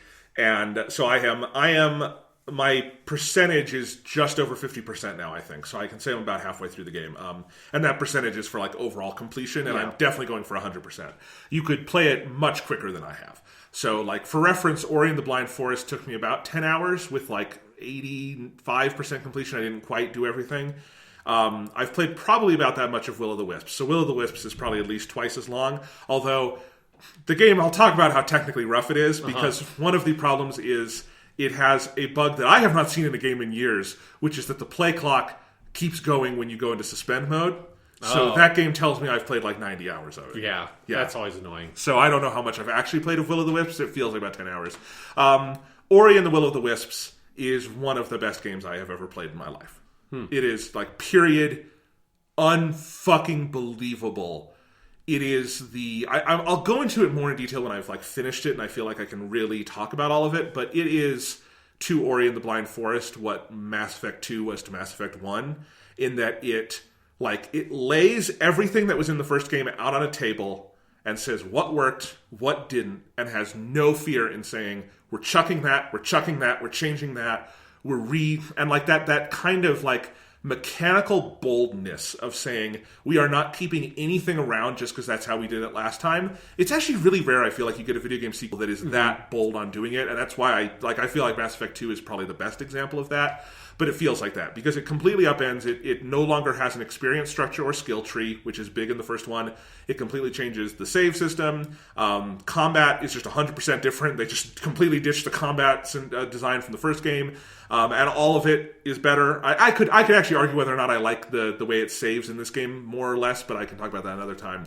But, like, in the first game, probably my biggest complaint with that first game is that the combat is just kind of bad, because you have...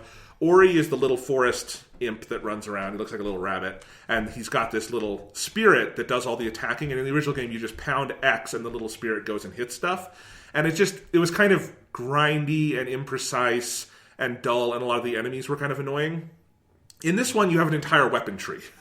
And Ori has, like, a spirit sword, and he has a big spirit hammer, and he has a spear he can throw, and he has a bow and arrow, and it's really, really cool. And it's, like, very elegant. It's actually very Mass Effect 2-esque in that you just hold down left trigger, and you just pin things. You have X, Y, and B, and you can just pin whatever attack you want onto those. So it's very open. The combat is really good. The enemy design is much better. It's just much more fun to engage with the combat in this one.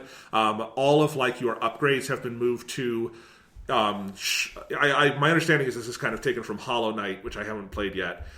Is that you have a series of you collect shards through the world that give you different special abilities, and you have a number of slots that you can put your shards into. So this replaces like an upgrade tree.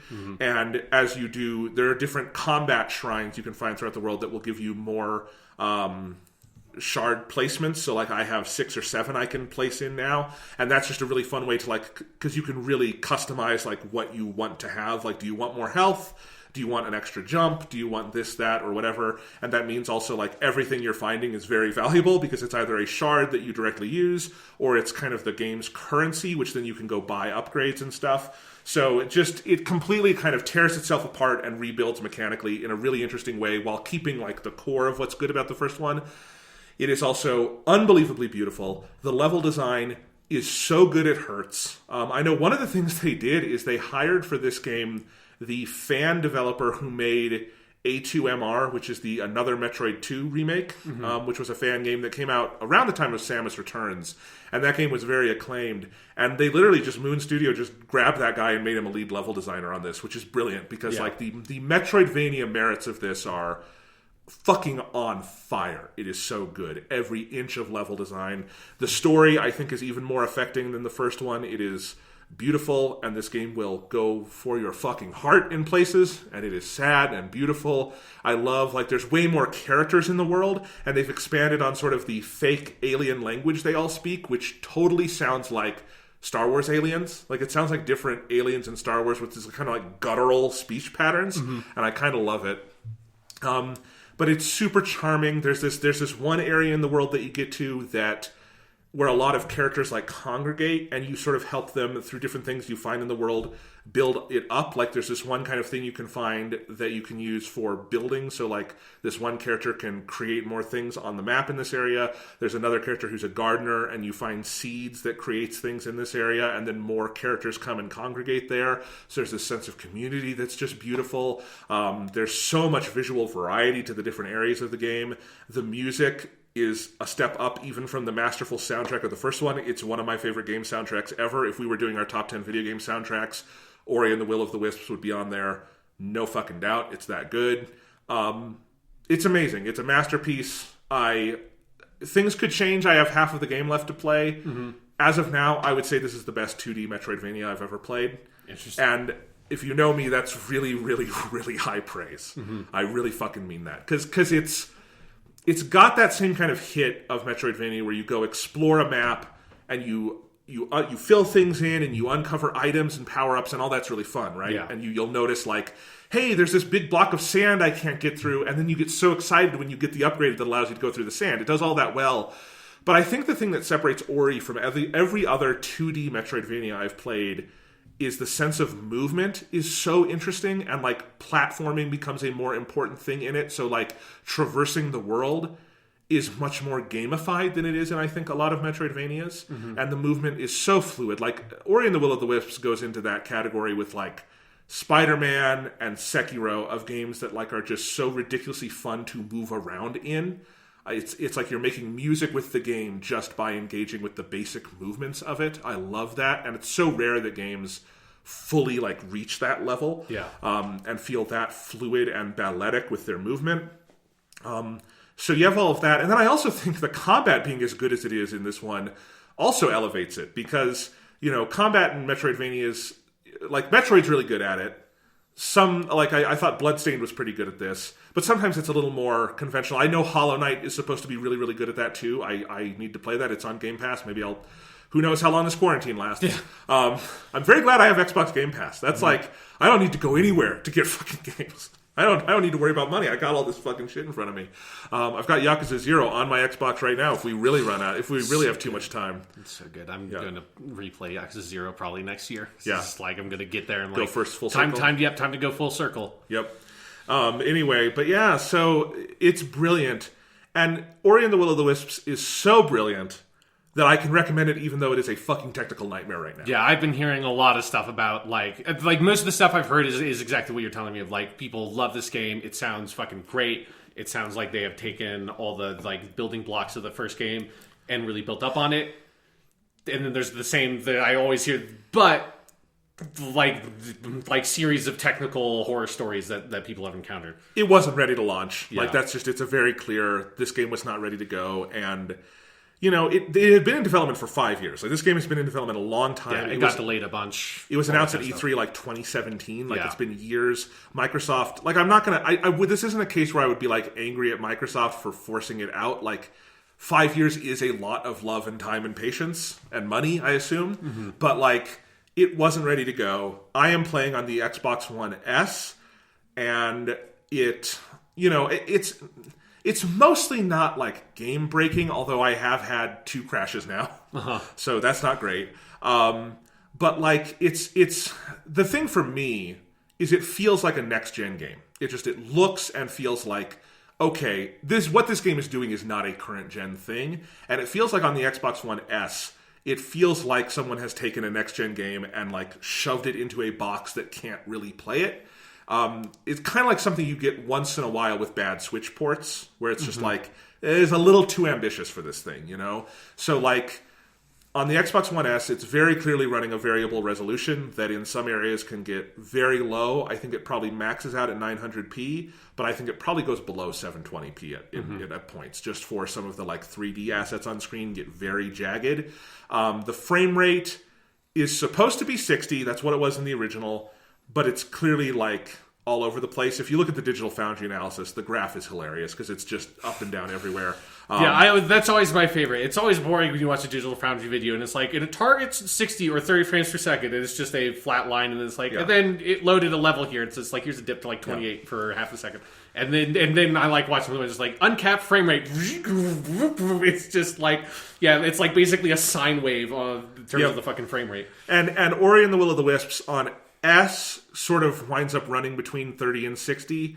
I'll say I don't notice that a ton because of the kind of game it is. Mm-hmm. It feels mostly fluid. I do notice when it gets really slow, and I notice tearing, because there is very clear tearing on the Xbox One S version.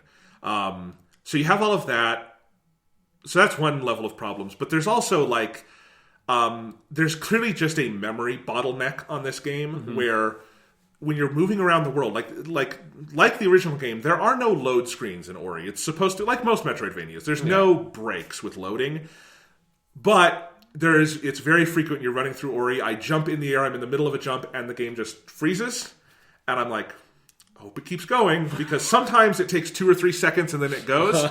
And it has been shown multiple times where it takes 30 seconds just hanging, and then it lets me keep playing. And that's, like, such a stressful 30 seconds. Yes. Because 30 seconds is where it's hitting, like, the length of time where you're like, this is just frozen, isn't it? I need to reboot my Xbox, huh?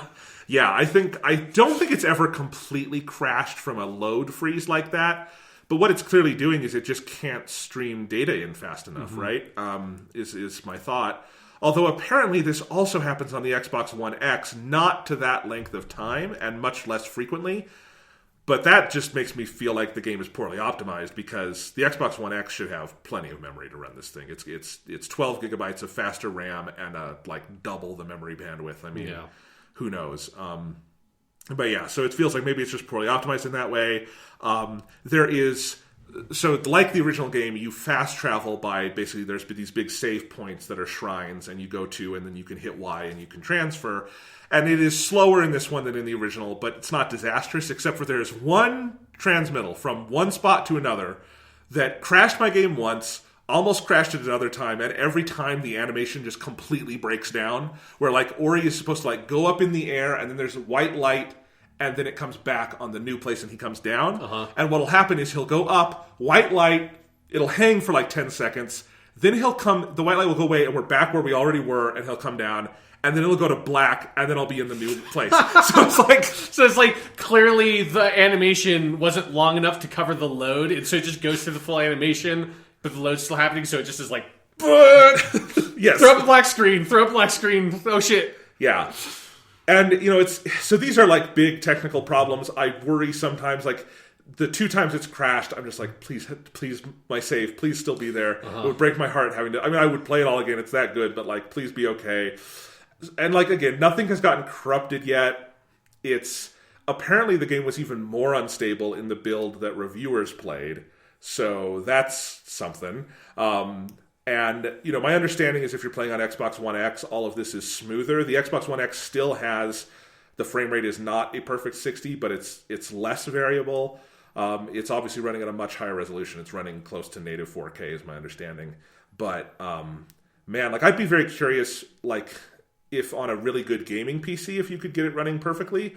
Because everything I'm seeing, these sound like optimization problems, not just me. Yeah, what I've seen in terms of the PC experience is that, like, if you have a really good rig, it is better than what you get on, like, an Xbox One X, but it still seems like it is... It sounds like it's optimized poorly. Like, yes. It sounds like it's just... Which, it is also, like, a very unique game. Like, the kinds of stuff they're doing to achieve the look they're going for is, like, very bespoke in a lot of ways. Yeah. And so, like, it's not necessarily surprising that it's like is running into some of these issues. But yeah, it sounds like currently there's not, like, unless you've got like the best fucking PC money can buy, you're going to run into some kind of technical issues wherever you're playing Ori. And it's worth it, to be clear. It's just that good a game.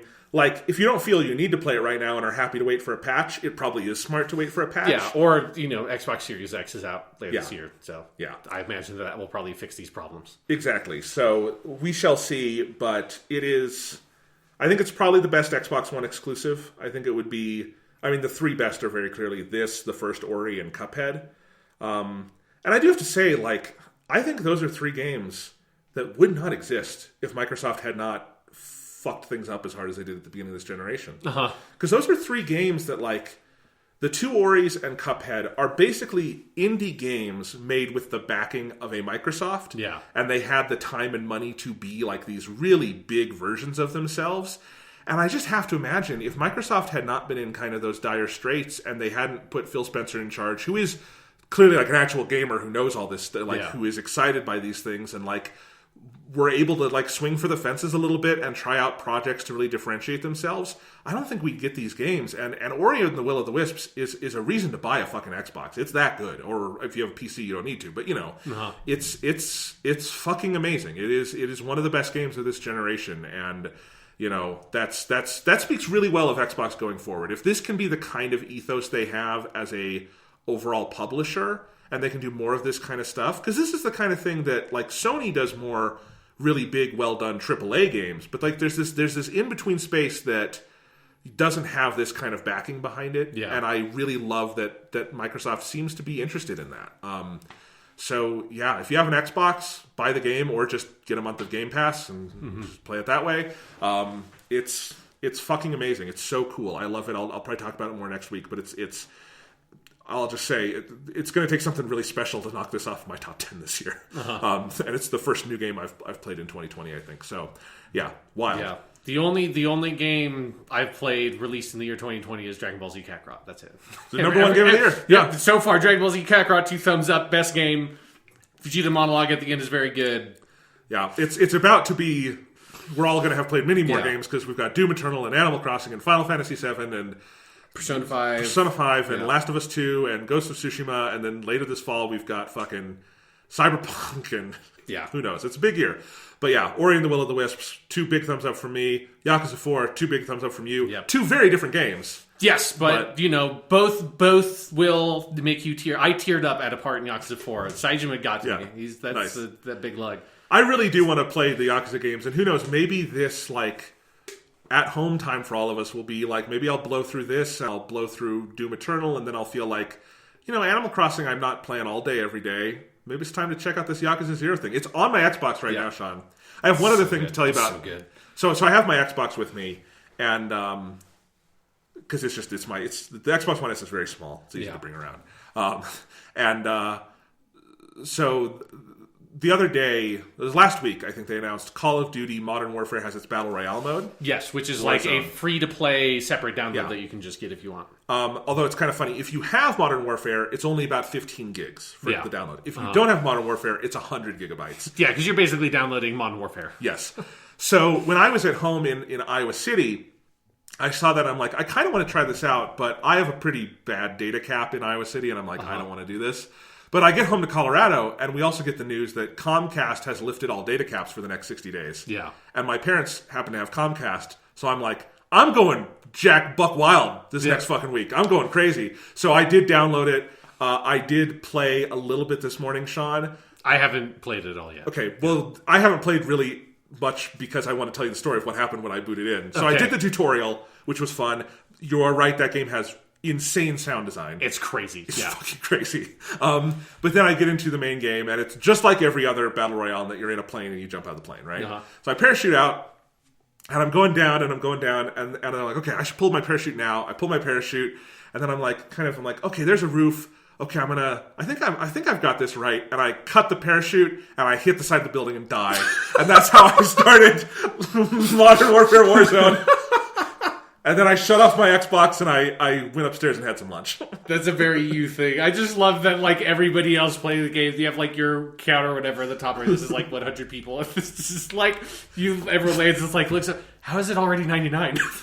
It's like that scene in Deadpool 2 when it's the X-Force scene where they all get out of the plane, and most of them die before they hit the ground. Yeah. That's what happened to me. That's very good. Yeah, I'm excited to check out that Call of Duty stuff after. I'll probably put a couple of rounds in after I finish Oxen 4. Yeah, nice. Yeah, it does seem like a cool game. It's the full game is on sale right now. I might at some point, if it comes down enough, I might have to pick it up for the multiplayer because you've recommended it. Yeah. All right. Do you want to talk Doctor Who? Oh, is it finally time? This is going to be weird because I have not watched a fucking second of. Well, no, I did watch a scene from the premiere with spoilers. I did watch a scene from the premiere with the new master who annoyed the ever-living shit out of me. Yeah. And I was like, this is terrible. The Doctor's not a Time Lord anymore. The continuity of the show doesn't matter. This is all fucking bullshit. So we'll build up to talking about that, because that's stuff that is revealed in the last episode of the season. God, how do we talk about this?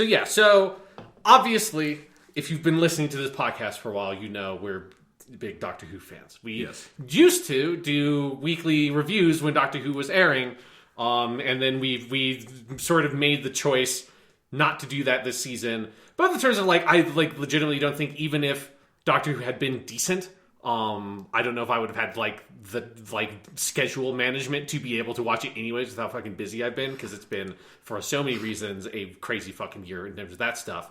But especially with how much of a just massive bummer Season 11 was, we just decided not. No. Yes. That was, it was a combination of Season 11 was a massive bummer. We were really busy, and then you were in Japan for the first couple of episodes anyways, so we wouldn't have been able to do it weekly, even if we I actually have a to. story about that, because so when I was in Japan, Doctor Who premiered, and I didn't even remember it was coming back. But my brother... They barely advertised it. It was very weird. I know. It just dropped. And my understanding is it didn't do great this year in the ratings. It's the worst ratings it's ever had since it came back. Yeah. Well, that's what happens when you make one of the worst seasons of TV ever, and then wait 2 years before airing more. Yeah. Anyway, but I was in Japan. I remember I was on a train with my brother Thomas, and we were going somewhere. It was a pretty long train ride. And I had my cell phone, but I did not pay for any cellular service. I was just using Wi-Fi while I was in Japan. And Thomas was on his phone. He's looking up. He's like, "Did you hear what happened on Doctor Who last night?" And I'm like, "Oh yeah, Doctor Who." He's like, "What do you mean?" And he's like, "Do I want to tell you?" And I'm like, "Did something?" And he says they brought the Master back. And I'm like, "What?" And I had an eye twitch. And I pull out my phone, and I cannot get Wi-Fi on this train. So I make Thomas, I'm like, "Thomas, I need your phone for 5 minutes. Because you cannot drop that on me and then let me be on this train for an hour with no Wi-Fi." So I make him give me his phone, and I go through, and I'm just reading the plot synopsis, and I die a little inside. Because the idea of bringing back the Master one season... Yeah. After they did it with Peter Capaldi, and they had one of the most probably the best Master incarnation since the original. Oh yes, yeah, easy, yeah. Yeah. I like Anthony Ainley just fine, and I like John Sims just fine, but neither of them are anywhere near as good. No, and they did it. They redeemed John Sims' whole performance by bringing him back for a great two-parter. So they'd just done a two-Master story that ended beautifully. To bring him back, like I counted, it was 12 episodes total. between the last time you see Michelle Gomez and the first time you see the new dude. And then, later that night in Japan, I bring up the clip on YouTube, and this new master is just bouncing off the walls like he's Bugs fucking Bunny. It makes John Sim look subtle. Yeah. And I was just, and that, Sean, was when I well and truly knew this Doctor Who is dead to me. And it's not by any means the stupidest thing Chris Chibnall did this season. So there you go. So one thing to say up front also is that I knew basically everything of what happened this season before watching anything, which honestly probably made me enjoy it so much more than I would have if we had done weekly episodes. There would have been some angry fucking episodes of this podcast, I can tell you what. And it probably helped me see things a little bit in a clearer light, which we'll talk about when we talk about the big continuity changes that I legitimately think are going to just get... I think Chibnall's plan is that those are not real, because it's so weird. But yeah, so I knew all that stuff, not even out of an effort of going to look it up. It just was because I'm subscribed to the official Doctor Who YouTube channel. And they just put it up. They just put it up a day after. It's you couldn't wait a week. I had no desire to seek out spoilers. Doctor Who is, even with it being bad, Doctor Who's the one thing I don't actively would try to avoid getting things spoiled for. And it's just well, okay, shit. It's the big surprise in the last 3 minutes of the premiere, and they just put the full clip of it on YouTube a day after the episode comes out, which just feels bad. I don't know. I mean, the whole marketing strategy around the season, I think, was just bad, because I think the reasons why the ratings are so low is both people were burned after last season because it was bad, but then also they just mismanaged so much about delivering this season, marketing it. If you're going to make big swings and trying to do big continuity changes, you have to tease people on that and tease that those things are coming to get people excited. And instead they held all that stuff as big weird reveals in the episodes that aren't set up at all, which both makes them bad episodes and then also doesn't advertise your show effectively. So it's they just bungled it from every single perspective. Because say what you will about season 11 and how bad it is, and we said a lot of stuff about how bad season 11 was. Season 11 had some of the best ratings of any season in modern Doctor Who, particularly the first few episodes, because they marketed Jodie Whittaker as the Doctor really fucking effectively. And then they just didn't know what to do with it for this season. So I'm very glad that I knew everything about the big continuity shifts, everything about the secret regenerations of the Doctor and all this kind of bullshit, the Master coming back, because it meant that a lot of my experience of viewing these episodes kind of felt like it was the second time I'm watching them, because I'd always seen them in my imagination, in the worst possible version of them in my head when I just saw the details inevitably float up in my YouTube subscriptions or whatever. So let's take it. I think probably the easiest way to do this, Jonathan, is just take it kind of episode by episode, because there's only 10. And the first one is a two-parter. Yes. So it opens up with Spyfall Part 1 and Spyfall Part 2, both Chris Chibnall episodes. And I will say, they are reasonably entertaining episodes if you can turn your brain off. There's a certain amount of, the pacing of it is decent enough. The editing of it is decent enough. There's a car chase in Spyfall Part 1 that is, let's say, questionable, but... car chases of Doctor Who have never been good. So, whatever. You do not demean Bessie that way, Sean. So, Bessie is great.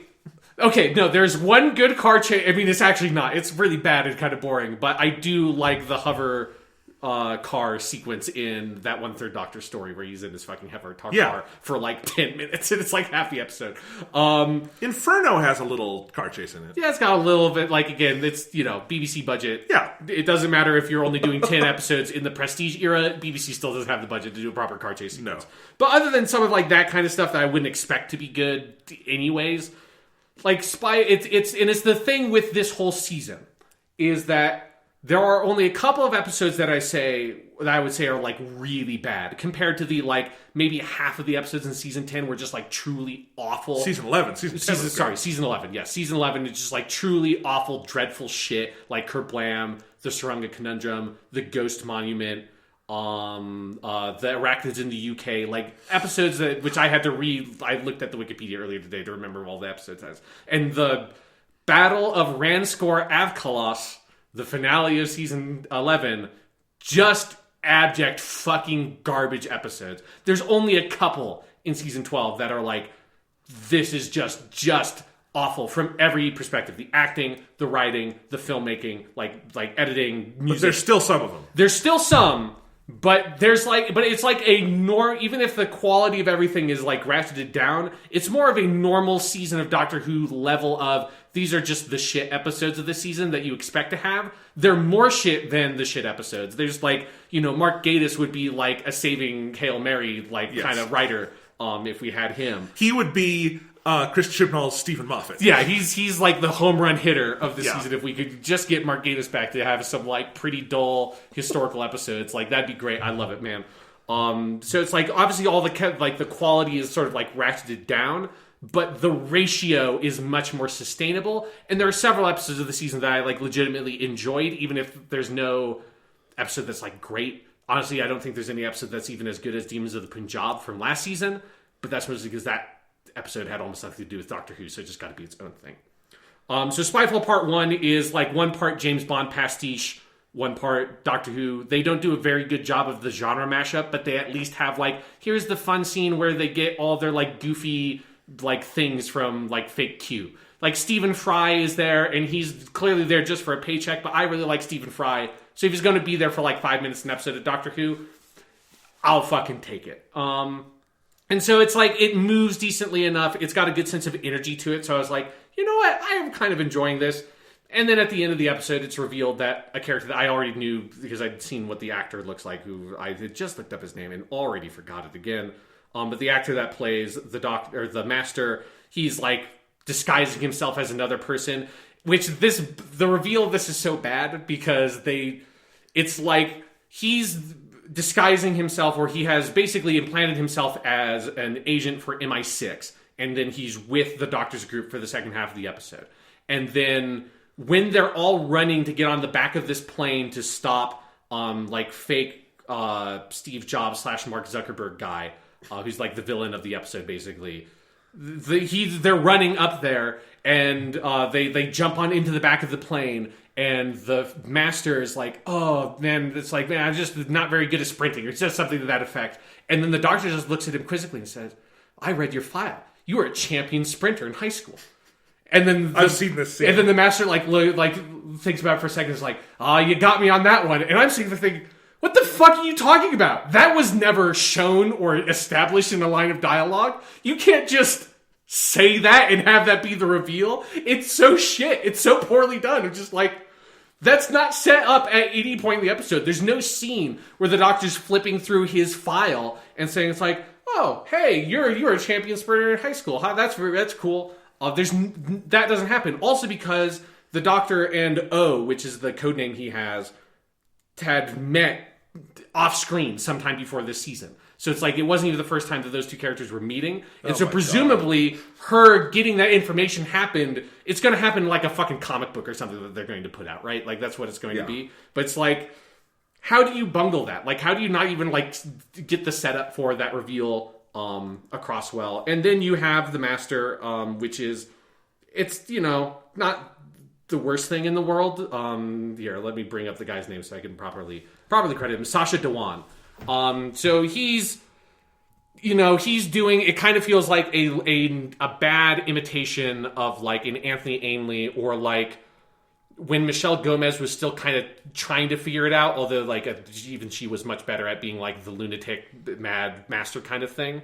But it's very much an over the top, like Looney Tunes Master that doesn't have any hint of like a relationship with the Doctor. There's no hint of like they were friends in the past, and it's especially disappointing as a follow-up to Missy. There's absolutely no indication. There's no line, there's no hint, there's no effort made to feel like this is in some way a follow-up to what they tried to do with Missy, which is like, on the one hand is disappointing because that's what you should do if you're bringing this character back. On the other hand is gratifying because it leaves that as an option for a future better writer to say, well, the Sacha Dhawan version of the Master was just some other version, and maybe a future version, maybe an in-between version, maybe, who knows? This pre-John Sim, post-John Sim, fucking who knows? You can mind wipe the character, do whatever you want to like get the continuity work. Hopefully, at some point, a good writer writing Doctor Who says, "Let's follow up on what was like,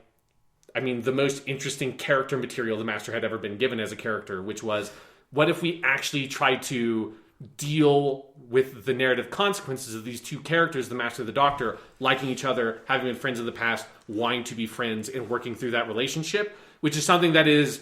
There in the chemistry of John Pertwee and Roger Delgado, and is why that version of the character was so successful.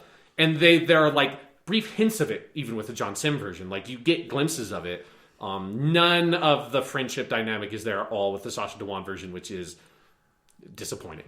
Then you get Spyfall Part 2, which is they go back to the history. Here's where there's a couple important things to say. One is, one of the main reasons why a lot of these episodes are mildly more entertaining than they would have been in season 11 is they make the very smart and also like sad but right choice to split the Doctor up from the companions for almost the full running time of most episodes this season. It's got to be like 80% of the season's runtime is the Master separated from, or the Doctor separated from her companions. I'd seen that, because I'd been reading the plots, and I'm like, she never interacts with the companions this year. Yeah. That's very weird. It's very rare that they are sharing, particularly with all of them together, very rare that they have any time together. They separate the companions out. They don't give the companions that much to do on their half of the story. And Spyfall Part 2 is one of the most stark one of those where the Doctor's literally teleported back to... it's like late 19th century London. She's with Ada Lovelace, and then she goes up to like World War II London, and then eventually at the end of the episode comes back to modern times. But it's basically the full length of the episode. The Doctor is separated from her companions, which, you know, Jodie Whittaker I don't think is great as the Doctor kind of in any circumstance, but she is better, and we saw this in season 11 as well. She's better when she has someone other than the companions to play off of, which is such a sad thing to say for Doctor Who, because it's like the exact opposite of what it was like, particularly the Peter Capaldi years, where usually the best scenes in the episodes were the scenes where the Doctor and his companion get to have some kind of heart-to-heart in the TARDIS or something like that, particularly season 9. This is the opposite. It's like, as long as you can keep the Doctor and her companion separated, and you can give an interesting co-star like Ada Lovelace in Spyfall Part 2, or Nikola Tesla in the Tesla episode, or whatever, Lord Byron, whichever random character you can pull up, they're going to have more interesting chemistry with the Doctor than your companions. Has that ever happened in the history of Doctor Who, where it's better if you just get rid of the companions? No. Okay. Absolutely not. This is a unique scenario of... Because also, it should be stated, they don't do anything with the companions. They make no effort to build some sort of relationship. Even the relationships that were sort of sketched out in season 11, like the one between Graham and Ryan, which is the only one they tried, they don't do anything with it this season. So it's like, well, we did the character arc. They bonded in season 11 vaguely as like an adoptive granddad and his adoptive grandson, and it's just never going to come up, other than Graham is like vaguely more protective of Ryan, I guess, kind of. Yaz still has nothing. Poor Yaz. She's just there. So yeah. So these are the worst companions Doctor Who has or will ever have. Unless Chris Chibnall keeps going. I mean, Mel with the Sixth Doctor was pretty bad, but she didn't tank. Like, those episodes weren't bad because of them. There are episodes of this season of Doctor Who that feel like, if you had decent companions, this would be a totally fine, like, pretty good episode of Doctor Who. The companions drag down every episode they're in. I also think it's funny that he still has the fucking 3 companions on the TARDIS, and yet every episode this season is about a giant guest cast with a bunch of other characters. Yeah. Every episode has a huge guest cast. We'll get to the Lord Byron episode is the one episode that is the only episode in 21 episodes with this cast that they have actually balanced the cast well. They've done it one time, and it was with a guest writer, obviously. Anyways, back to Spyfall Part 2. The other important thing to say about Spyfall Part 2, it's true part from 1 as well, but I just forgot about it. The actual plot of the episode is about this weird, like, tech mogul guy who's, again, part Steve Jobs, part Mark Zuckerberg kind of thing.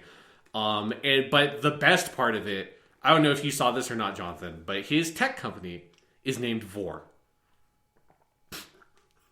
And so there's lots of great lines about how Vor is taking over the world, how everybody's got Vor in their homes. It's just somebody did not do their job and Googled the word vor, because if you are not someone who lives a decent portion of their life online, you probably don't know that vor is the name for a very specific fetish that involves fan art about, like, usually it's women swallowing men and men being inside of, like, physically inside of women, like shrink down, which is what that fetish is. Doesn't that episode also involve the master shrinking people? Yeah.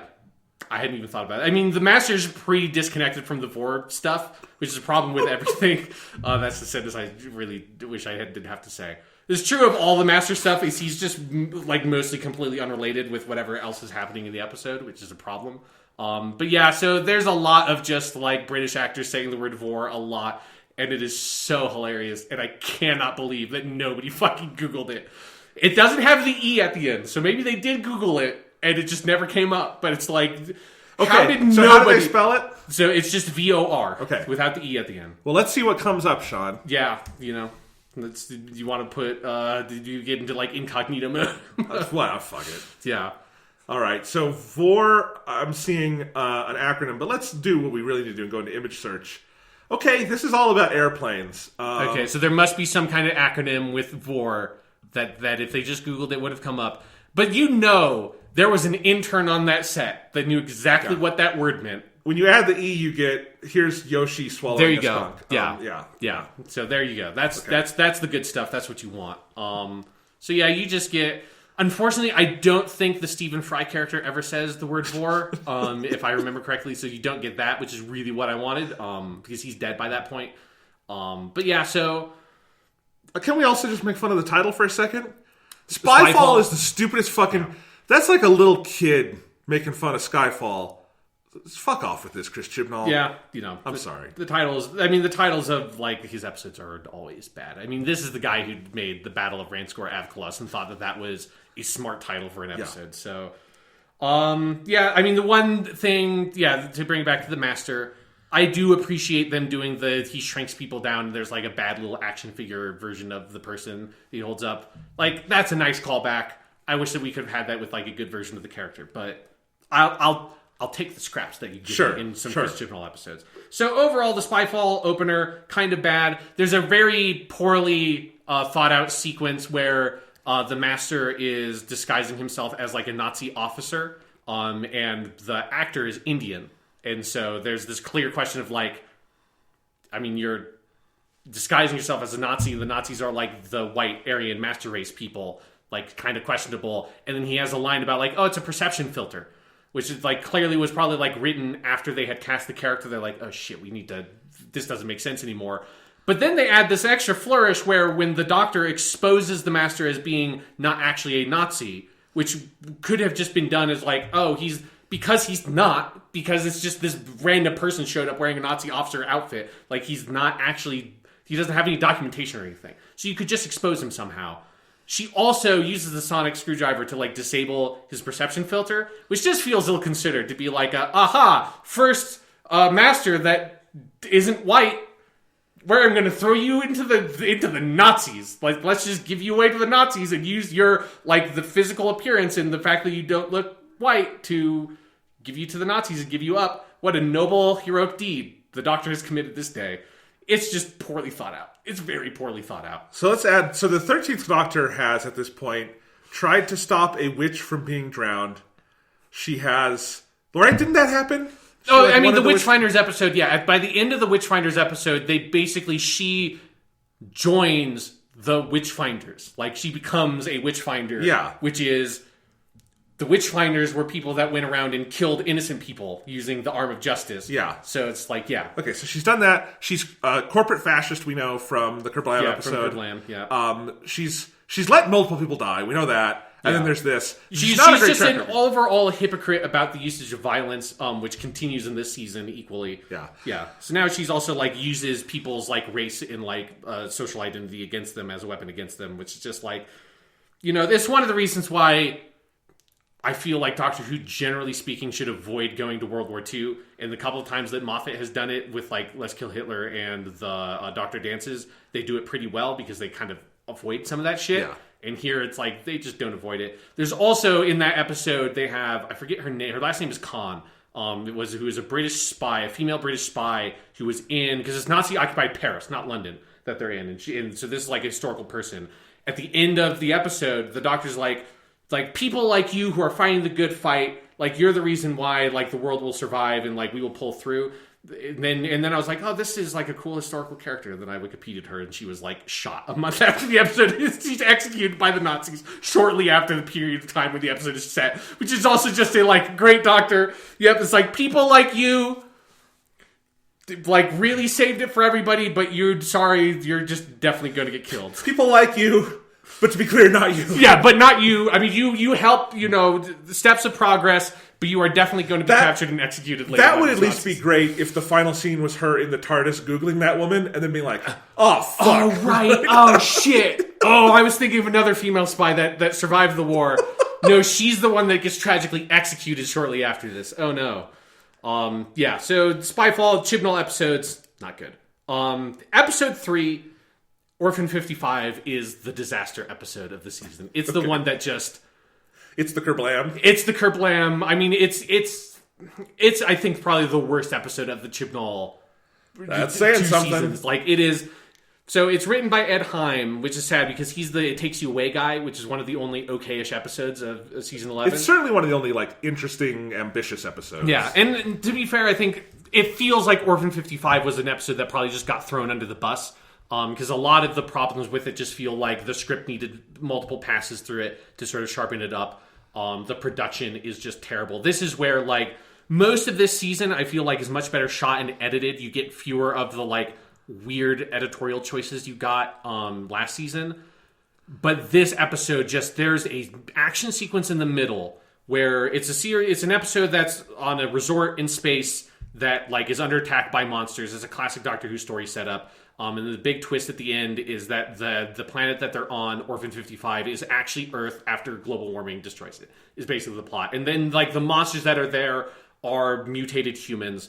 And there's a lot of this season feels like it's sort of recycling a lot of Russell T Davies ideas because it has a very utopia, like the season 3. That's about what I was going to say, yeah. It's a lot like that. And they go back to those 3 episodes, the season 3 finales, a lot in this season. So it has a lot of that feel to it. There's a sequence in the middle of the episode where one of the guests at the resort is taken by the creatures, and so the Doctor convinces everyone to get into like this big armored vehicle and go outside the bounds of the resort into this big like nuclear wasteland to go try to save this guy.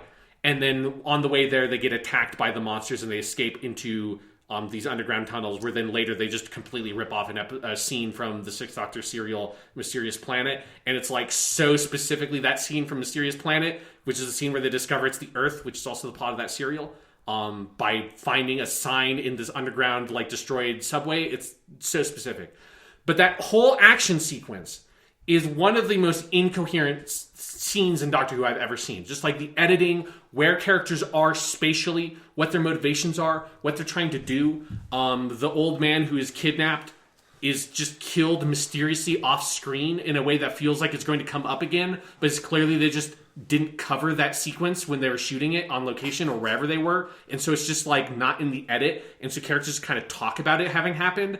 The whole production of the episode feels just tragically bungled, and it's the only other episode of Doctor Who that feels like Orphan 55 is Warriors of the Deep from the 5th Doctor years, which was an episode that's like would have been okay if they had more than like $5 to make the episode on it. It was just an episode that like is infamously, they had no budget at all.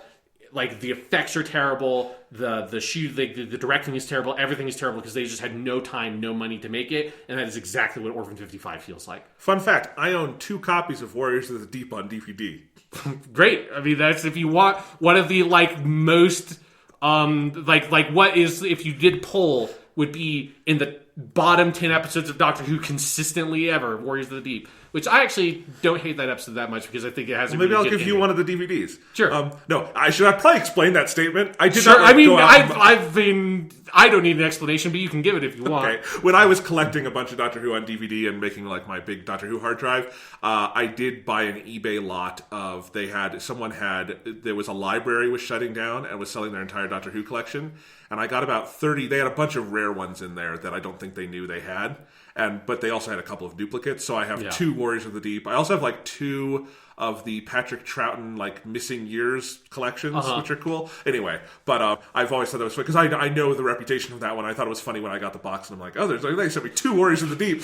Yep, I mean that's what you'll get, Yeah. Anyway. It's It's like if you're doing like a gacha game, and it's like you're just going to get a bunch of like shit ones and like 1 or 2 of the like the super rares that you actually want. Yeah, so Orphan 55, there's really not much to say about it other than it's so bad. It's like it's an episode that's so bad it made me feel bad watching it because it felt like there's nothing anyone could do. It's just like because the ideas are fine. Like I could see if you had again like you could like revise the script a little bit more, tighten up the effects, tighten up like the production and like the shooting and everything of it. I don't think it would have been a great episode of Doctor Who because it's so derivative of so many other episodes of Doctor Who, both in modern Doctor Who and classic Doctor Who that it's pulling from. But it could have been fine. It isn't also an episode that, because its construction is so confusing, it doesn't ever feel like it's about global warming until the last like 5 minutes where the Doctor gives a big speech that feels so condescending that even if you are like me, like radical leftist, like we should like destroy the government so that we can desperately try to stop global warming and climate change. Even me, I'm like, shut the fuck up. Like, come on, stop. Like, no, like it's so condescending feeling because it's like, you just never want to feel like you're being preached at by the TV show you're watching. And if you don't set up that turn at the end, it just feels like you're being preached at. It would be like if the Peter Capaldi like Oxygen episode, which is a great anti-capitalism episode of Doctor Who, if like the capitalism themes didn't come up until the last 5 minutes, and then the Doctor gives this big speech about how we're always fighting the suits, and it's like, this wasn't a thing that ever came up before. Like, why are you saying all this stuff now? It just doesn't seed the theme properly, so it just is very obnoxious at the end. Episode 4, Nikola Tesla's Night of Terror. That one's pretty good. Consistently, I feel like the only episodes in the Chibnall era that like are okay are the historicals. Nikola Tesla's Night of Terror, luckily, isn't doing anything with Rosa Parks, so it avoids, generally speaking, stepping on anyone's toes and kind of like overstepping its bounds. It looks like Nikola Tesla was played by Goran Vizhinsk, who I really like. He's a good actor. And really, I think that is the reason why the episode comes across really well, is he does such a good job as Tesla. He fucking nails it. He both gets the sides of Tesla as a historical figure that are very attractive, but they also don't shy away from like the thornier parts of who he was. And so they do a really good job with him. This is another one where the Doctor is separated from the companions for most of the episode, and she's with Tesla for most of it. And so they bounce off of each other really well. It has a very ridiculous alien at the end that's like this scorpion lady that like is just the right side of goofy for me on Doctor Who. That I'm like, I'll take this. And this is one where it's like, if they weren't so sort of hypocritical with how they do it, it would be fine. But there's this sense of like, we can't shoot the aliens with our guns. Like Thomas Edison pulls out a revolver and shoots one of the aliens with a gun, which actually is like surprisingly effective for a revolver against alien scorpion things. So it's like, that's not okay, the Doctor says. But they do use the TARDIS to power up Nikola Tesla's fucking death ray electricity station and shoot a lightning bolt into the sky and blow up the alien ship. They do show the aliens, like, after they get hit by the alien, like, the fucking Nikola Tesla death ray, they do, like, zap into space and fly away. But there's very much a sense of, like, you probably just killed, like, 100 of those fucking things with this big fucking Death Star laser. You shot at them, but didn't use a gun. Didn't use a gun, so it's totally humane as long as you electrify them to death. Yes. Way better. It's like you can't shoot the spiders directed to the UK. You just have to let them suffocate slowly from their, like, engorged carapaces. Fuck it, this Doctor Who is so weird. There's something else I was going to say about this episode. Tesla's very good. That ending is very weird. The Thomas Edison like they do a decent job of bringing the Thomas Edison stuff.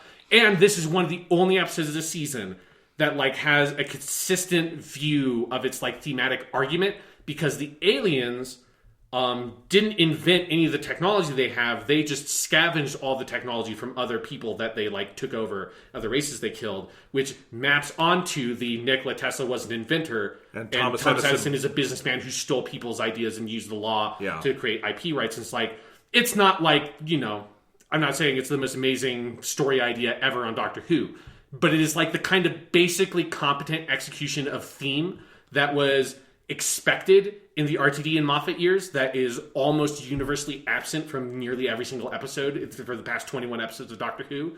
And there was this sense of like simple joy and pleasure of there are two themes, or there's two plot lines in the story. There is Nikola Tesla and Thomas Edison, and then there's the aliens and they're attacking the Earth to steal its technology. And those things are in concert with each other. Oh my God. There's some sort of thematic resonance happening on a competent script writing level. So if you're going to like pick and choose episodes of this season to watch, I would recommend the Nikola Tesla one. It's pretty good. Then you get to the midpoint.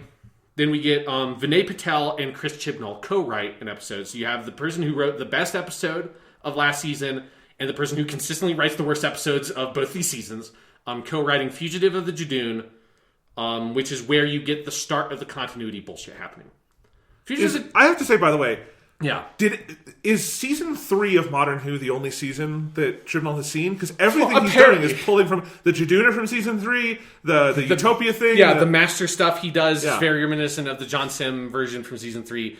Which is the best RTD season, but like... Yeah, I mean, and this feels a lot of like, this season overall feels like this kind of desperate course correction of season 11 had a lot of things wrong with it. One thing that it lacked was a sense of connection to the Doctor Who that came before, and it lacked, outside of the New Year special with the Dalek, which was bad, it lacked any like recurring villains or monsters from previous Doctor Who, which is like, it does help. Like, it legitimately helps when you get to the end and you have just Cybermen that's like, the Cybermen are better than whatever the fuck Tim Shaw or whatever in Grand Score Avclus, right? It's better than the thing from the Shrunga Conundrum. It's better than the stuff that Chibnall can come up with. It's like, are the recurring monsters as interesting as they were 1 or 2 seasons ago when Moffat was doing it? No.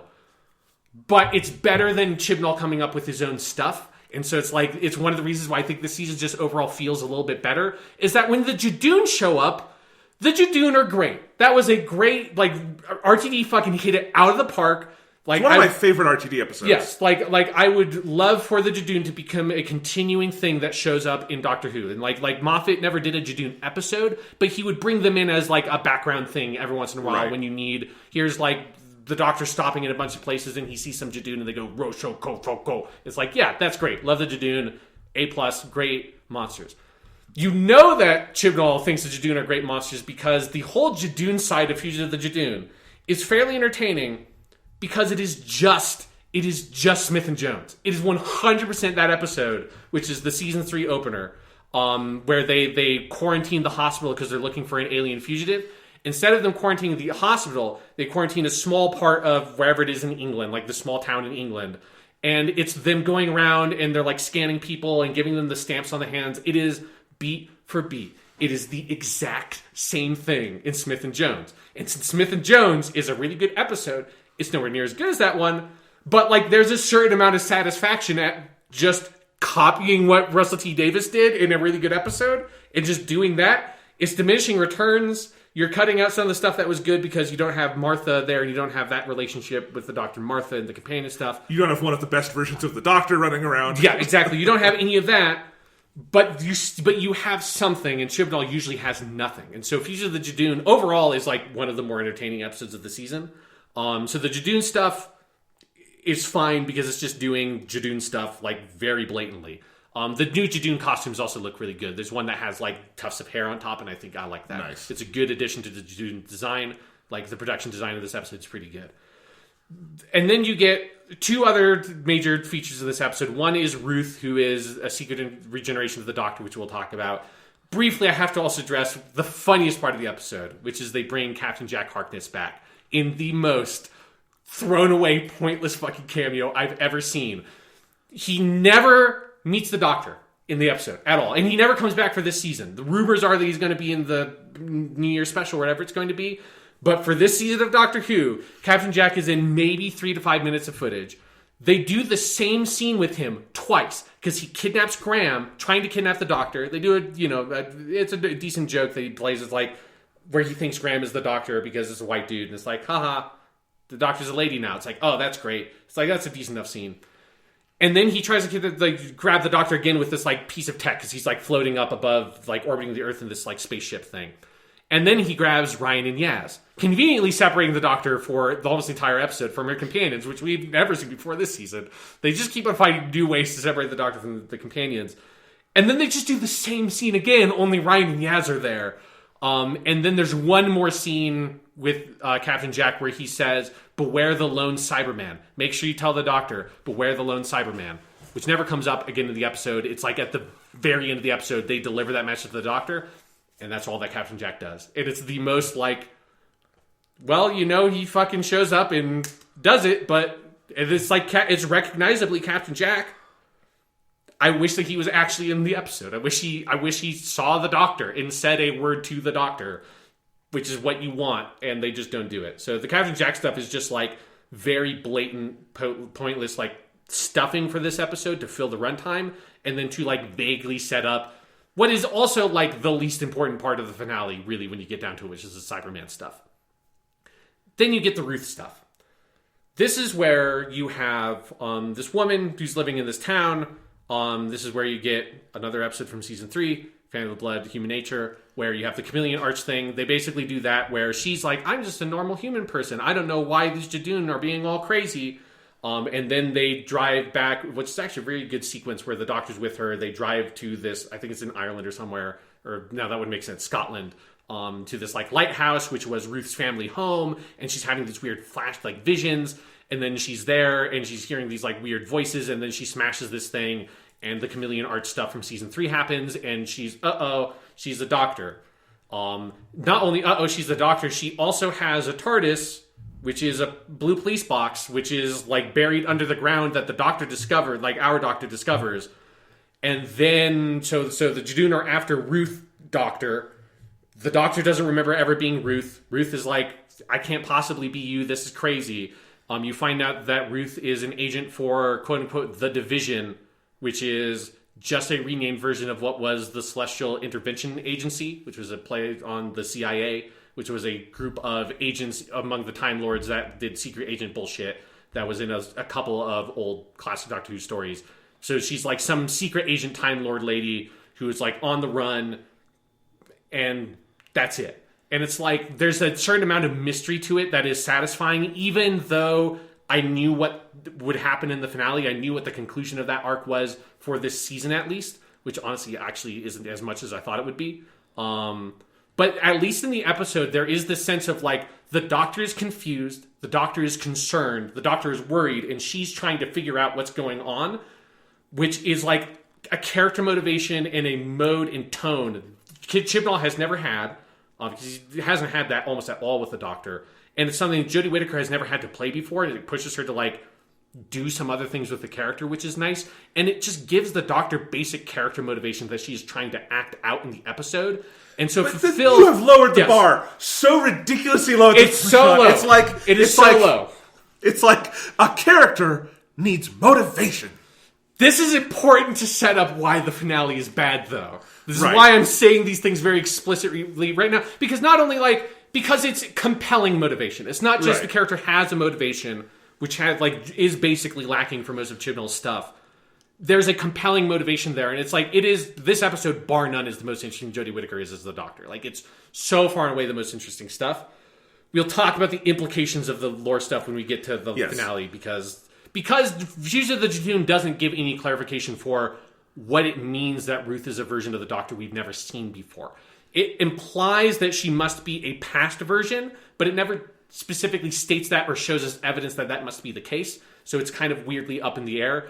And I also have to say Jo Martin, who's the actress who plays Ruth / the Doctor, does a pretty good job. And I think I like her, the brief flash we get of it. I don't like Secret Generations of the Doctor. I didn't like it with the War Doctor. They just Moffat took a bad idea and made a really good story with it.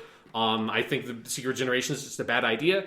But, like, at least Joe Martin does a decent job. Like, if the twist is that Jodie Whittaker, Doctor, regenerates into the Joe Martin Doctor and loses her memories or something, like, I would be fine with that. If you want to just keep her in the role, like, fine. Yeah. I think she would, based on the 2 appearances we get of her, she would be good enough.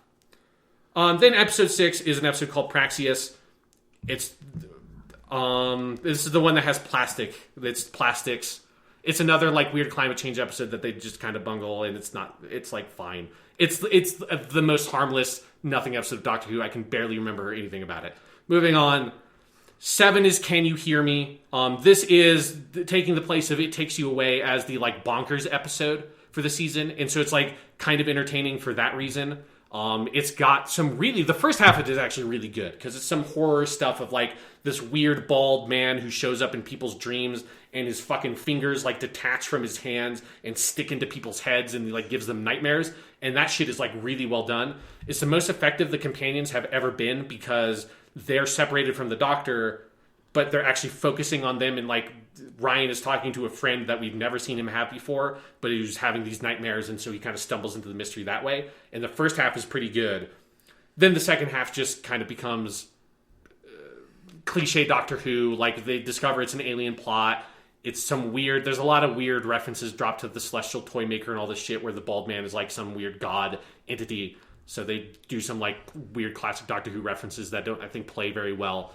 And then I kind of honestly forget how it gets resolved. The Doctor like magically escapes and saves the day with no real logic or reasoning behind it. It just feels it's like every other episode of this entire era. But it's like Can You Hear Me? Like It Takes You Away is an episode that swings for some weird stuff with like the nightmare and dream stuff. And so it gets like It Takes You Away from Me. It gets these like extra points for trying for something. And the first half is like legitimately good.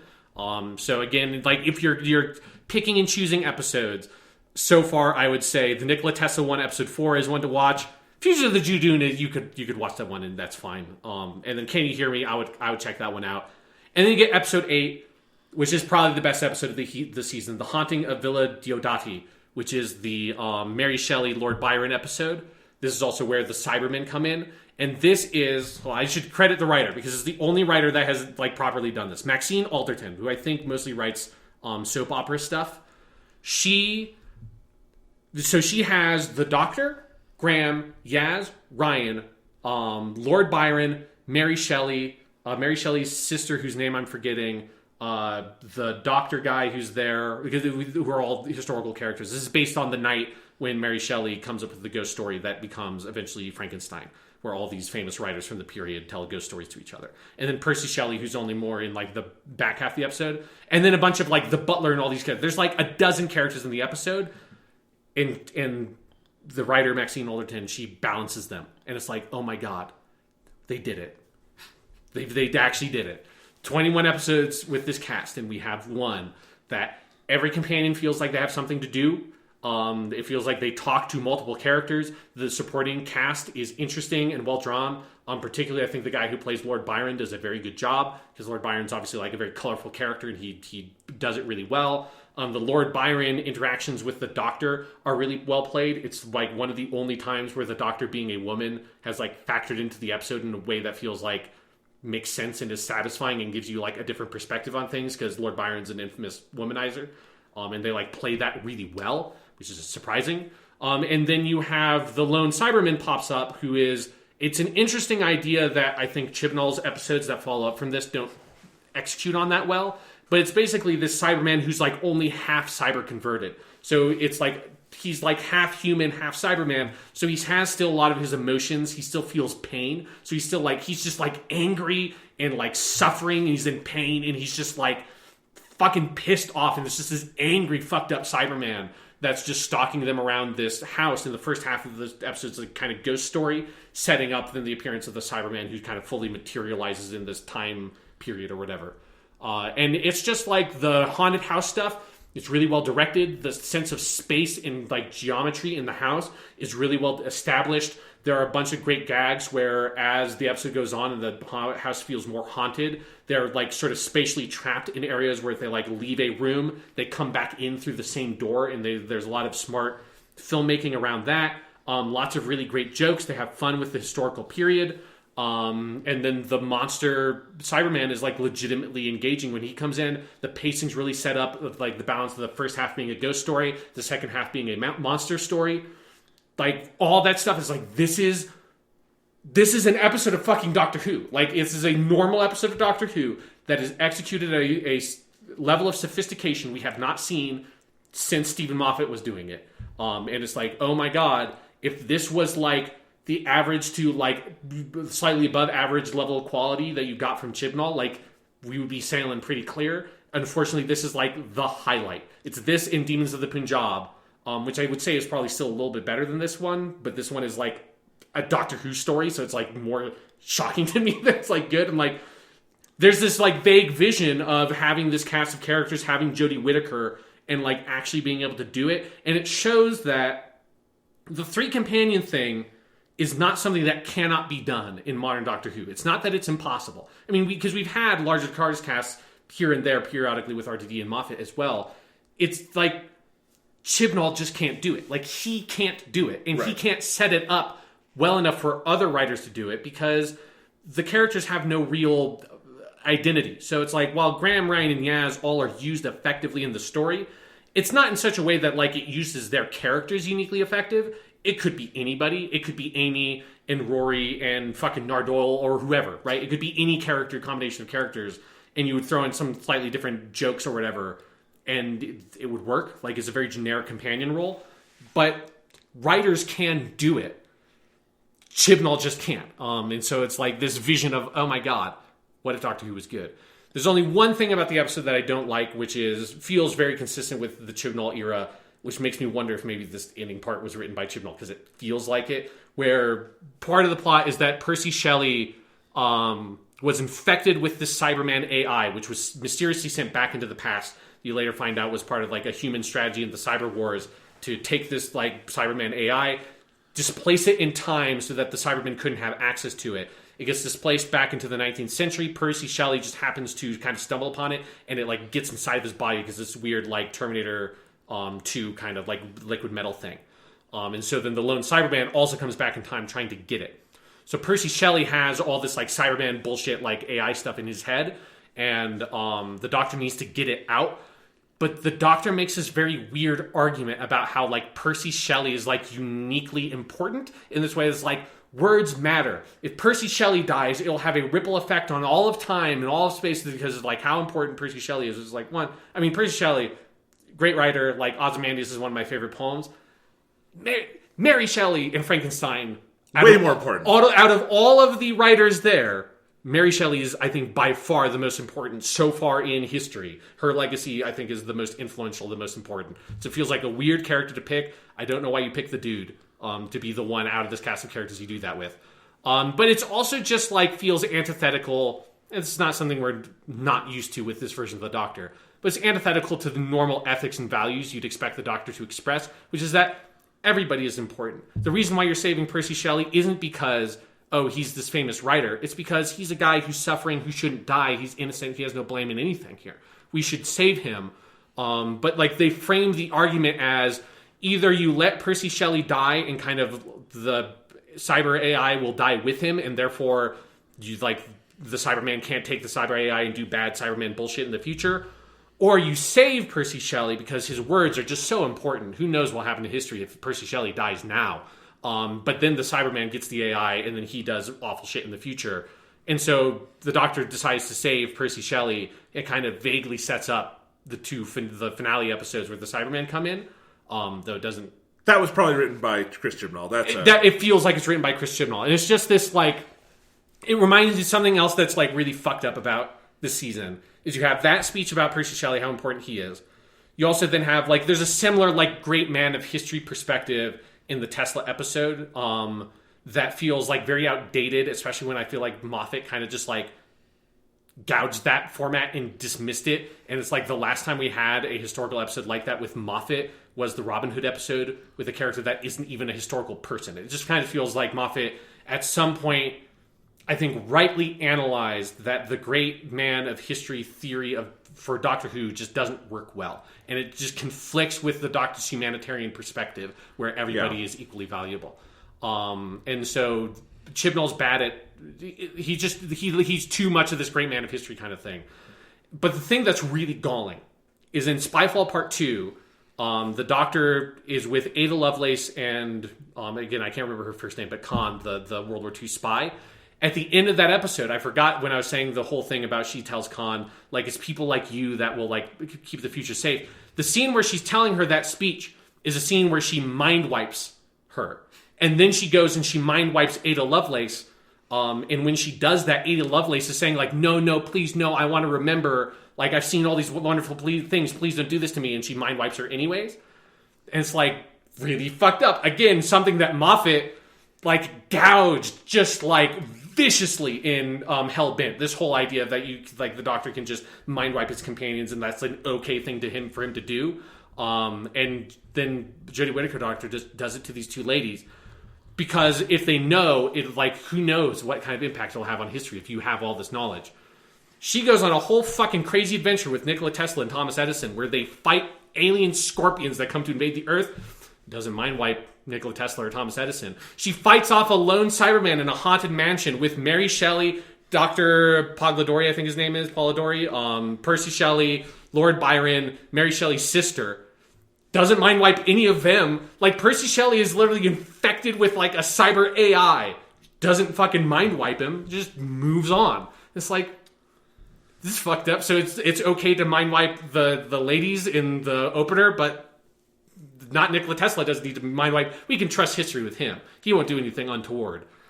I don't think Chris Chibnall thinks this deeply about these things, Sean. I don't think he thought about it. I think it's just like an implicit bias. I think it's because it's the kind of stuff that repeats in his writing, and it's like very stark. It's clear.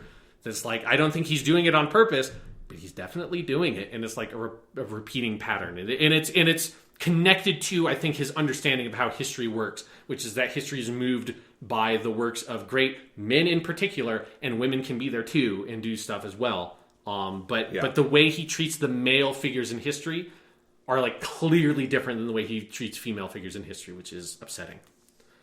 And then that leads us into the finales. Episode 9 is Ascension of the Cyberman.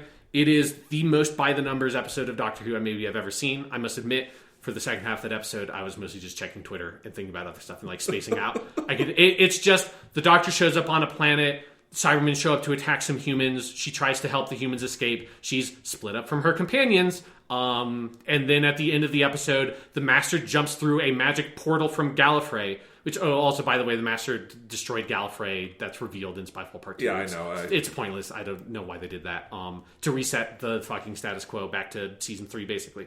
And so the Master jumps through the portal from destroyed Gallifrey and tells the Doctor, everything you know will change forever. And the episode's over. And I was just like, this was the most nothing episode of Doctor Who ever. It was just running around with vague Cyberman stuff for like 50 fucking minutes, only for the Master to come in, who has nothing to do with the Cyberman stuff, to say, come over to Gallifrey and we'll start the last episode where there will be something happening, and then the episode's over. So essentially the Cyberman, like, you could almost literally skip it and miss nothing. All you need to know is that the Master drags the Doctor to Gallifrey and the Cybermen are doing Cybermen stuff. Do we want to talk for a second? It's so pointless. It is pointless. Do we want to talk for a second about how stupid it is that he destroyed Gallifrey again? I think we need to... I want to contain the continuity stuff in one big discussion. Because we're at the last episode. Okay. Because here's... The timeless children. The timeless children. Here's where the shit hits the fan. So this episode is one half the Master reading a Wikipedia article to the Doctor while she's trapped in the Matrix. Because I've read the plot thing and I'm like... Is it just him expositing at her for like half of that episode? Yeah, you'll see. Okay. We're going to do something. So that's one half of the episode. And then the other half of the episode is the companions who the Doctor has been separated from running around fighting Cybermen. Just pointlessly. Like, there's no reason for them to be fighting the Cybermen, really. They don't accomplish anything. Ryan uses a bomb and blows up like 5 Cybermen, and then a bunch of other Cybermen come over the hill. And it's like, well, that was pointless. And it's just them spinning wheels while the Doctor gets exposited at as they, like, vaguely overturn all continuity in Doctor Who. And then at the end, one good thing I like the Cyberman Time Lords. I think that it's a good, ridiculous design. I wish that idea was executed in a, like, good episode. But at least Cyber Time Lords with, like, big, silly Time Lord collars on, I can get behind that.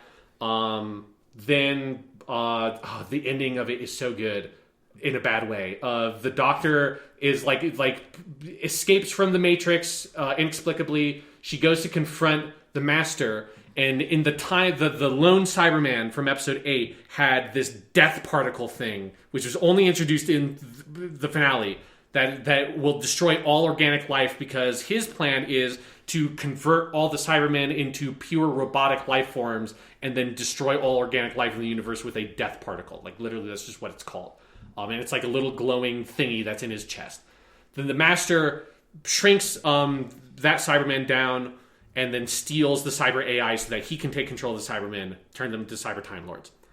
Then the Doctor, because the Master just left the death particle thing literally just lying around, the Doctor stumbles upon it, grabs it, finds out about the death particle, because after she escapes from the Matrix, one of the random human side characters who's been fighting the Cybermen says, well, we've heard legends of a death particle that the Cybermen have created, which is the, like, cheapest piece of exposition to just... Like, you've had 3 episodes. This is the 3rd episode of 3 in a row that are setting up the Cyberman thing. If you wanted the death particle bullshit, you could have put it in episode 8. You could have put it in episode 9. Why wait halfway through episode 10 to introduce the key, like, conclusion to how you're going to resolve the conflict here, and have it delivered to the Doctor in the most vague, like, fucking made-up bullshit story terms of, we have heard legends that the Cybermen are trying to invent a death particle. Maybe that's what the Cyberman meant when he said some weird esoteric thing to you earlier in the episode about him destroying all organic life somehow. So if we find the death particle, we can use that to destroy the, as of yet, not fully roboticized Cybermen and the Master. And that's what their plan is. I think Chris Chibnall missed the day of film school on planting and payoff. Because I think he thinks you do them at the same time. I mean, that seems to be his idea. I mean, he missed all the other days too, but yeah, that one especially. Yeah. And so then the ending of the episode, here's like the coup de grace of the like bad Doctor morality stuff that Chris Chibnall does. The Doctor has the death particle. She has like a fucking little bomb thing that she's going to use to blow up the Cyberman and just detonate the death particle. And she's like threatening the Master with it, and the Master's doing the bullshit Batman Joker shit that they just rip off all the time with the Master now. It's just like, do it, Doctor. You know, you like, look at how far I brought you down to my level, all this shit. And it's just like, oh, this is the most cliche, like, Chris Chibnall's awful at writing dialogue. And then the Doctor almost gets to the point where she's going to detonate, and then she realizes, no, this isn't who I am. And then the dude from Game of Thrones, who is like the swordsman who defected and went to the to Daenerys' side, that guy is playing one of the human resistance fighters. Ian McElhaney, he's great. He's good, you know, he's a good actor. He comes in and he's like, I'm an old man. I've been fighting this war forever. This is my fight, Doctor, not yours. I created this whole situation because I'm the one who sent the cyber AI back in time. This isn't your fault. Like, you sending the cyber AI back forward in time from releasing it from Percy Shelley. I'm really the origin of all this stuff, so you don't have to sacrifice yourself. I'll sacrifice myself. And the Doctor's like, okay, and then gives him the death particle. She runs away into a random TARDIS because they're on Gallifrey. The dude from Game of Thrones detonates the death particle, killing all the Cybermen, and like presumably killing the Master. Obviously, the Master will have escaped somehow, that we'll never see. And that's the ending of it. And it's just never we shouldn't use this evil particle that destroys all organic life on this planet. That's just a thing we shouldn't do. It's like, no, we shouldn't do it as long as the Doctor's the one doing it. That's the bad part. If the Doctor's doing it and nobly sacrificing herself, then it's bad. But if random dude from Game of Thrones does it, A-okay, great solution to this problem. And it's just, there's no thought put into it at all. And it's what leads like the Timeless Children to being like, it barely constitutes a plot. Like, it is so nothing. It is so thin. It's an hour long. It's an extra long episode of Doctor Who. And there's no plot to it. But the main thing we You have something printed out. Oh, I have something printed out. I have printed out, Jonathan. I've found transcripts of the episode and put together the Wikipedia summaries of the Master and Doctor pieces. So this is everything the Master says, and some of the Doctor stuff, and then the Ruth scene. Holy fuck. Yeah, so it's 3 pages in total. I am going to be playing the role of the Master. Okay. And Jonathan, I'll have you play the Doctor, and I'll also play Ruth when we get to that. And we'll stop at each of the sections where it would have cut in the episode to discuss what has happened. But this is what the Master says. This is word for word what he says from the episode. That is the, like, everything you know is wrong stuff. And so we'll read through this and kind of analyze what this is saying. And one thing I want to make very explicitly clear, if you have not seen the episode, is that there is no information that you are missing just by reading the dialogue. Nothing is communicated meaningfully in a visual way. So there's no, if you're like worried that's like, well, if you like see the episode, there will be like visual implications that make some of this information more palatable or make more sense. No. Absolutely not at all. If you're just reading the very clunky Chibnall dialogue, you're getting all the information. And it might as well just be a script. I really can't stress enough for people how at least the first page of this is just gigantic blocks of text that if you formatted this for a screenplay, this would be pages and pages, and most people would laugh you out of the room for writing stuff like this. Yes. This is like screenwriting 101. You don't do this. Yeah, I do want to stress that the whole first page is just basically 2 big blocks of text with a little middle one of only the master talking. So I'm going to be talking for the whole first page, and this is single space Times New Roman 12-point font. Yes. Like, just... It's a whole page of just the master lecturing at the doctor while she is seeing like weird visions of this stuff happening in the Time Lord Matrix. So this is the master. Welcome, doctor. Are you suffering comfortably?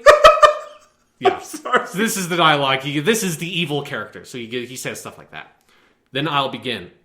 Once upon a time, no. Once upon several times. What the fuck that means? Before the Time Lords, before everything we know, there was an explorer. Her name was Tecteun, from a little-regarded, sparsely populated planet called Gallifrey. Tecteun was the first of Gallifrey's indigenous race, the Shobogans. Which, to be fair, that name is in The Deadly Assassin. I know. He's just sort of co-opted it in a way that I feel like it was meant to be goofy when Bob Holmes used it, but, you know.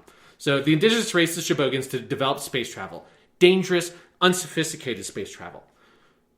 Remember, this is unsophisticated space travel, which is going to be very contradicted in the next sentence. Unsophisticated space travel. She took risks to explore the worlds and galaxies beyond her home. How do you have unsophisticated space travel and you're exploring other fucking galaxies? Does Chibnall know what a galaxy is, Jonathan? I don't think so. I think he learned it from Super Mario Galaxy, yeah, where it just means a space. There's one thing that's also important to understand is so far... Tecteun does not have an unnaturally long life. She presumably has more or less the lifespan of a human, because this is before regeneration is a thing for Time Lords. So in her human life, the time she's an adult, she's exploring other galaxies. That's what this says, which is just fucking ridiculous. And it was on one of these distant, deserted worlds on the far edge of another galaxy she found something impossible. A gateway. A boundary into another unknown dimension or universe. Tecteun glimpsed the infinite through that gateway, and beneath the monument she found a child, abandoned, alone, thrown through seemingly from the other unknown realm. Tecteun had a choice to make, abandon or save the child. She chose to rescue the foundling and adopt this refugee from another realm as her own. Together they explored the universe. The child grew older, and finally Tecteun returned to Gallifrey with her new child. Like any parent, Tecteun wanted to understand her child. She searched for clues as to the child's identity, where she might be from, what species she could be. But the child would not yield any secrets Tecteun could understand. The child remained a mystery, until playing with a friend like any other child, there was an accident, a catastrophe. The specific catastrophe is the child falls off a cliff. It could have been anything. For Tecteun, for the child she'd saved, now lost to her, or so she thought. The child regenerated. The first regeneration of any person on the planet of Gallifrey. And that's where they cut to, as I editorialized in our script, the Cybermen bullshit happens for a while. So they cut away. So far, what we know, Gallifrey a long time ago was inhabited not by Time Lords, but by Shobogans, which again is a word from classic Doctor Who that, like, I think you could just call them Gallifreyans and it would, like, make more sense. I just have to stress, yeah, if you came across this on a fanfic forum, you'd be like, this is poorly written. Let alone in an actual episode. This is horrible writing. Like, it is the thing where it's like, when I'm actually, like, reading through Chris Chibnall's dialogue, it, like, becomes so clear how fucking clunky it is. Like, it's so just thudding and to the point. I can't believe this made it on TV. Yeah, it's very bad. So far, nothing particularly juicy. There's just some sort of, who's the timeless child, who's from a portal from another universe, and Tecteun, who, again, I can't stress enough, Like, we see she looks like she's maybe like 30 when she finds the child, and she's been exploring the universe and going to other galaxies with unsophisticated, risky space travel. Like, what the fuck? It's just the conception of... It's so weird. Anyways, moving on. So Cyberman time bullshit happens for a while, and we cut back to the Master, again, narrating at the Doctor, looking at all of this in the Matrix. Now, having seen her adopted child regenerate her body, Tecteun, a scientist and explorer, had a new landscape to explore. I like how he's just recapping for us. Yes. Like last time on Dragon Ball Z. I mean, it's been like 10 minutes since the last dump, so it's like maybe if you were doing the laundry or something and came back. I mean, that's basically what it feels like. Chibnall is like deliberately writing for an audience that isn't paying attention, which is why he never shows any, no important information is ever shown visually. It's always exposited at you. That's true of any Chibnall episode. More so this one than others, but it's like he just has no faith that the audience is ever paying attention to anything. Which, with the quality of his episodes, fair enough. I literally wasn't in episode 9. It's the only episode of Doctor Who I've never actively watched all the way through. I just sort of dismissed about half of it, and I didn't miss anything. She dedicated her life to studying her child, detailed every fragment of genetic material. It took her years. Several of the child's regenerations. Tecteun grew older. Her desire to understand became an obsession. She worked tirelessly, endlessly, furiously. She had to crack this code to understand regeneration. And finally, she did. And to prove herself right, she took the ultimate risk, tested the theory on herself, put her own life on the line, spliced into herself the genetic ability to regenerate. I didn't know any of this. Did you know any of this?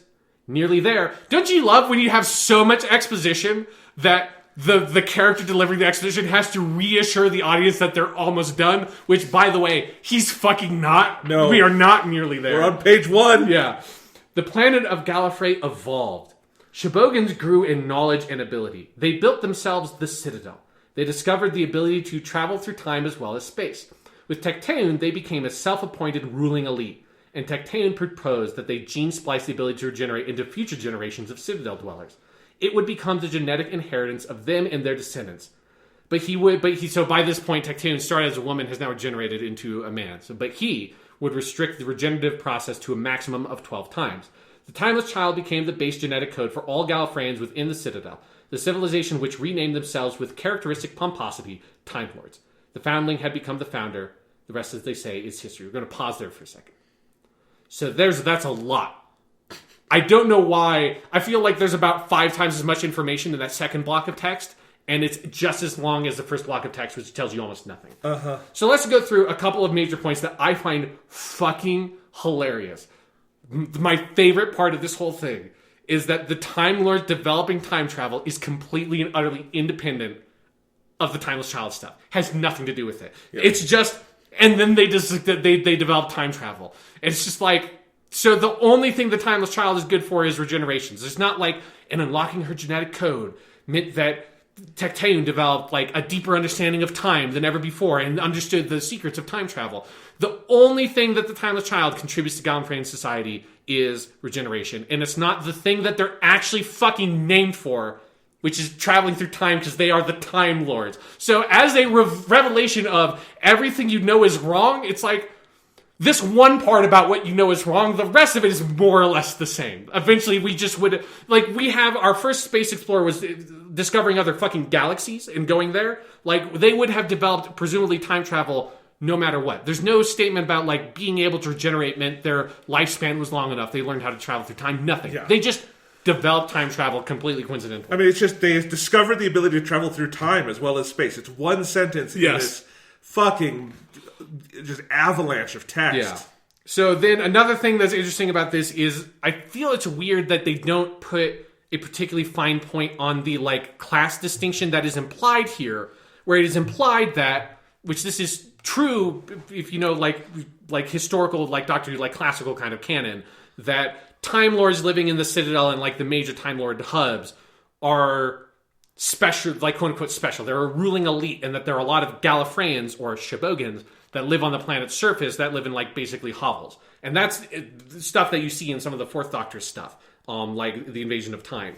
And it's there's implications here of class stuff of the ruling elite living in the Citadel, but they don't...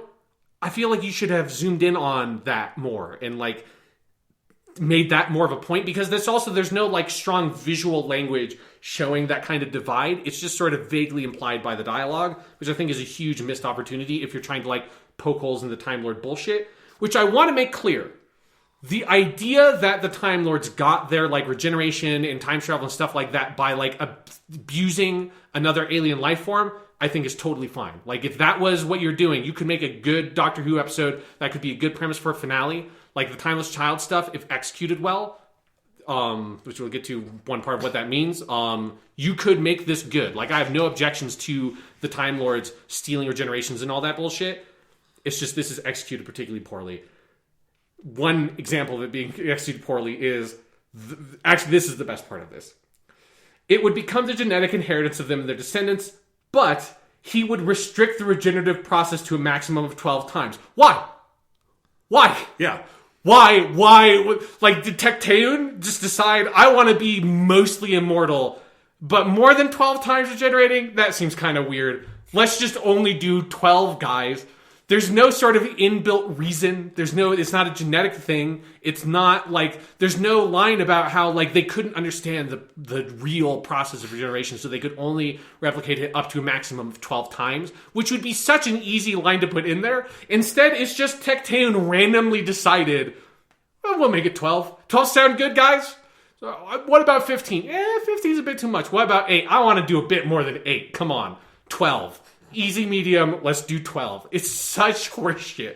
And so it's like, this is what I mean, where it's like, even if some of the idea behind the Timeless Child I think could be fine, the execution of it is so hilariously awful. I cannot believe that he didn't put like a line in there to explain the 12 generations.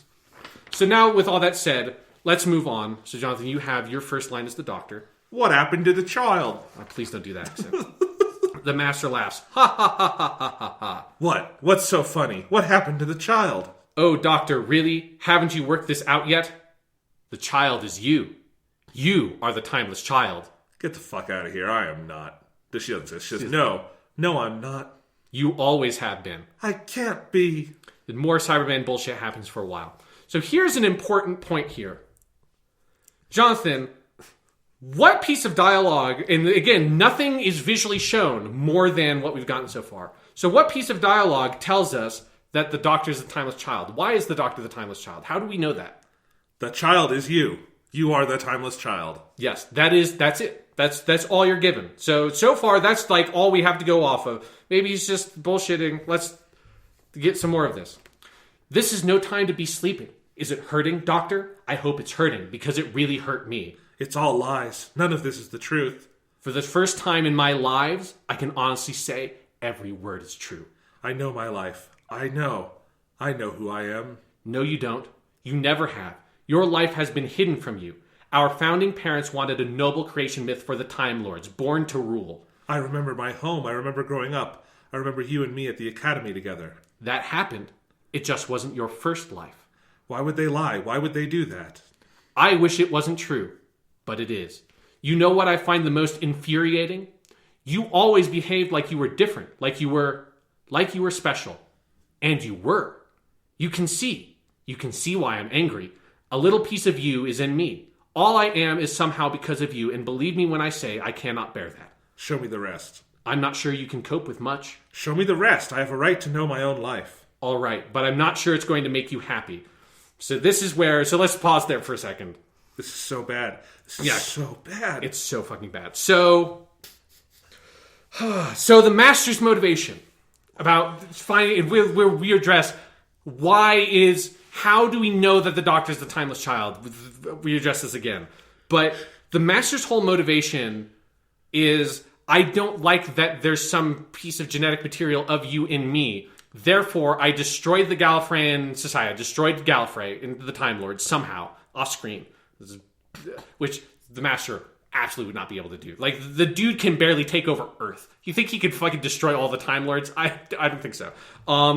But this motivation's so fucking weak. It's so weak. It's so uninteresting. Species. They always had genetic material in common. Yeah, and it's just like, why does that make you so mad? You're like, this is where I mean, like, you're friends. Like, at the heart, deep down, you like each other. Like, that's the whole fucking point. And so this idea that, like, it is so frustrating because there's a very easy, like really interesting motivation for the Master right there for the taking, which is the Master's extremely upset because he found out that the Doctor was like tortured and abused for millennia by the Time Lords, and he was so thrown into a rage that he destroyed Gallifrey. Like, that's an interesting motivation. Like, that's an interesting, like, him just, like, being thrown into, like, you know, just, like, sort of, like, this mad dog mindset by that. Obviously, you then would have to come up with more interesting ways to get the Doctor and Master to come into conflict, but it would force you to write something that's more than just, like, the Master just sort of having to explain his motivation because we can't feel it. There's nothing about that I can relate to. It doesn't make sense. Like, if he was upset because his friend had been lied to and betrayed and hurt for thousands of years, that's a motivation that I could get behind, that I would understand. Him being like, I don't like it because that means that deep down inside there's some part of me that I guess is kind of you because you're where regeneration comes from. That's just nonsense. There's nothing comes of that. It's just horseshit. It's like, why? Why is that the motivation you go to? All right. So now we get to, this is a scene where we have Solpato, who is a division agent. So this is where we get this division stuff with the Doctor. Did I highlight for you Sepaldo or should... Yeah, okay. No. I'll play Sepaldo. So this is a Time Lord talking to a version of the Doctor. And there's going to be some stuff, I think, about this Ireland bullshit that is like a weird teaser that they had in episode 9 that was like this sequence of events, but it was camouflage. So know that there was like some Irish like version of this scene that we saw that they're now like, oh, but this is what actually happened, that the Matrix hid. The policy of the Time Lords is clear. Strict non-intervention in other worlds and times. However, policy and reality sometimes diverge. There are times when it is necessary to intervene. That is the purpose of the division. The tests we set you. These results are the best I've ever seen. Those images, Ireland, I've seen them in my head. What are they? Shh, she's talking. The division does not exist. The division does not have operatives. We are not even here. Do you understand? I propose. And the scene vanishes. What have you done? Not me. That was done long before I got here. Everything from here is redacted, blocked out, all but erased. There was something here, a lot of stuff seemingly, but now it all just looks like this, and it's just a gray void that they're standing in front of. I've tried everything to decode it, but it's unrecoverable beyond even my brilliance. And it's not often I say that. But it's my life. Yeah. How much was lost? Impossible to tell. It took up a lot of space in the Matrix, though. Yeah, there is one final trace. Those glitches of Ireland you keep seeing, the teaser in episode 9 that was inexplicable, those images, they were buried deep in the Matrix. Tecteun put a visual filter over it so that no one who watched it would find it remarkable. This is like, thanks for making me watch 10 minutes of stuff you find unremarkable. I transmitted them into your mind as you tracked Cybermen. Maybe this is the last gift of a parent, a clue, or an apology. You can decide. Did Tecteun leave these images for you to decode one day? Then a bunch of Cybermen bullshit happens. Okay. Then we have a Dr. Ruth scene, it looks like. Yeah, so you'll be the Doctor and I'll be Ruth. All right. Oh, great. What are you doing here? Or are you the Matrix playing more games with me? Don't ask me. I'm as lost as you are in here. Maybe you just summoned me. Where do you fit into all of this? Were you me all that time ago? Were all my memories of you erased? Did they force me back into becoming a child? How many more of me are out there? I don't have those answers. But say I did.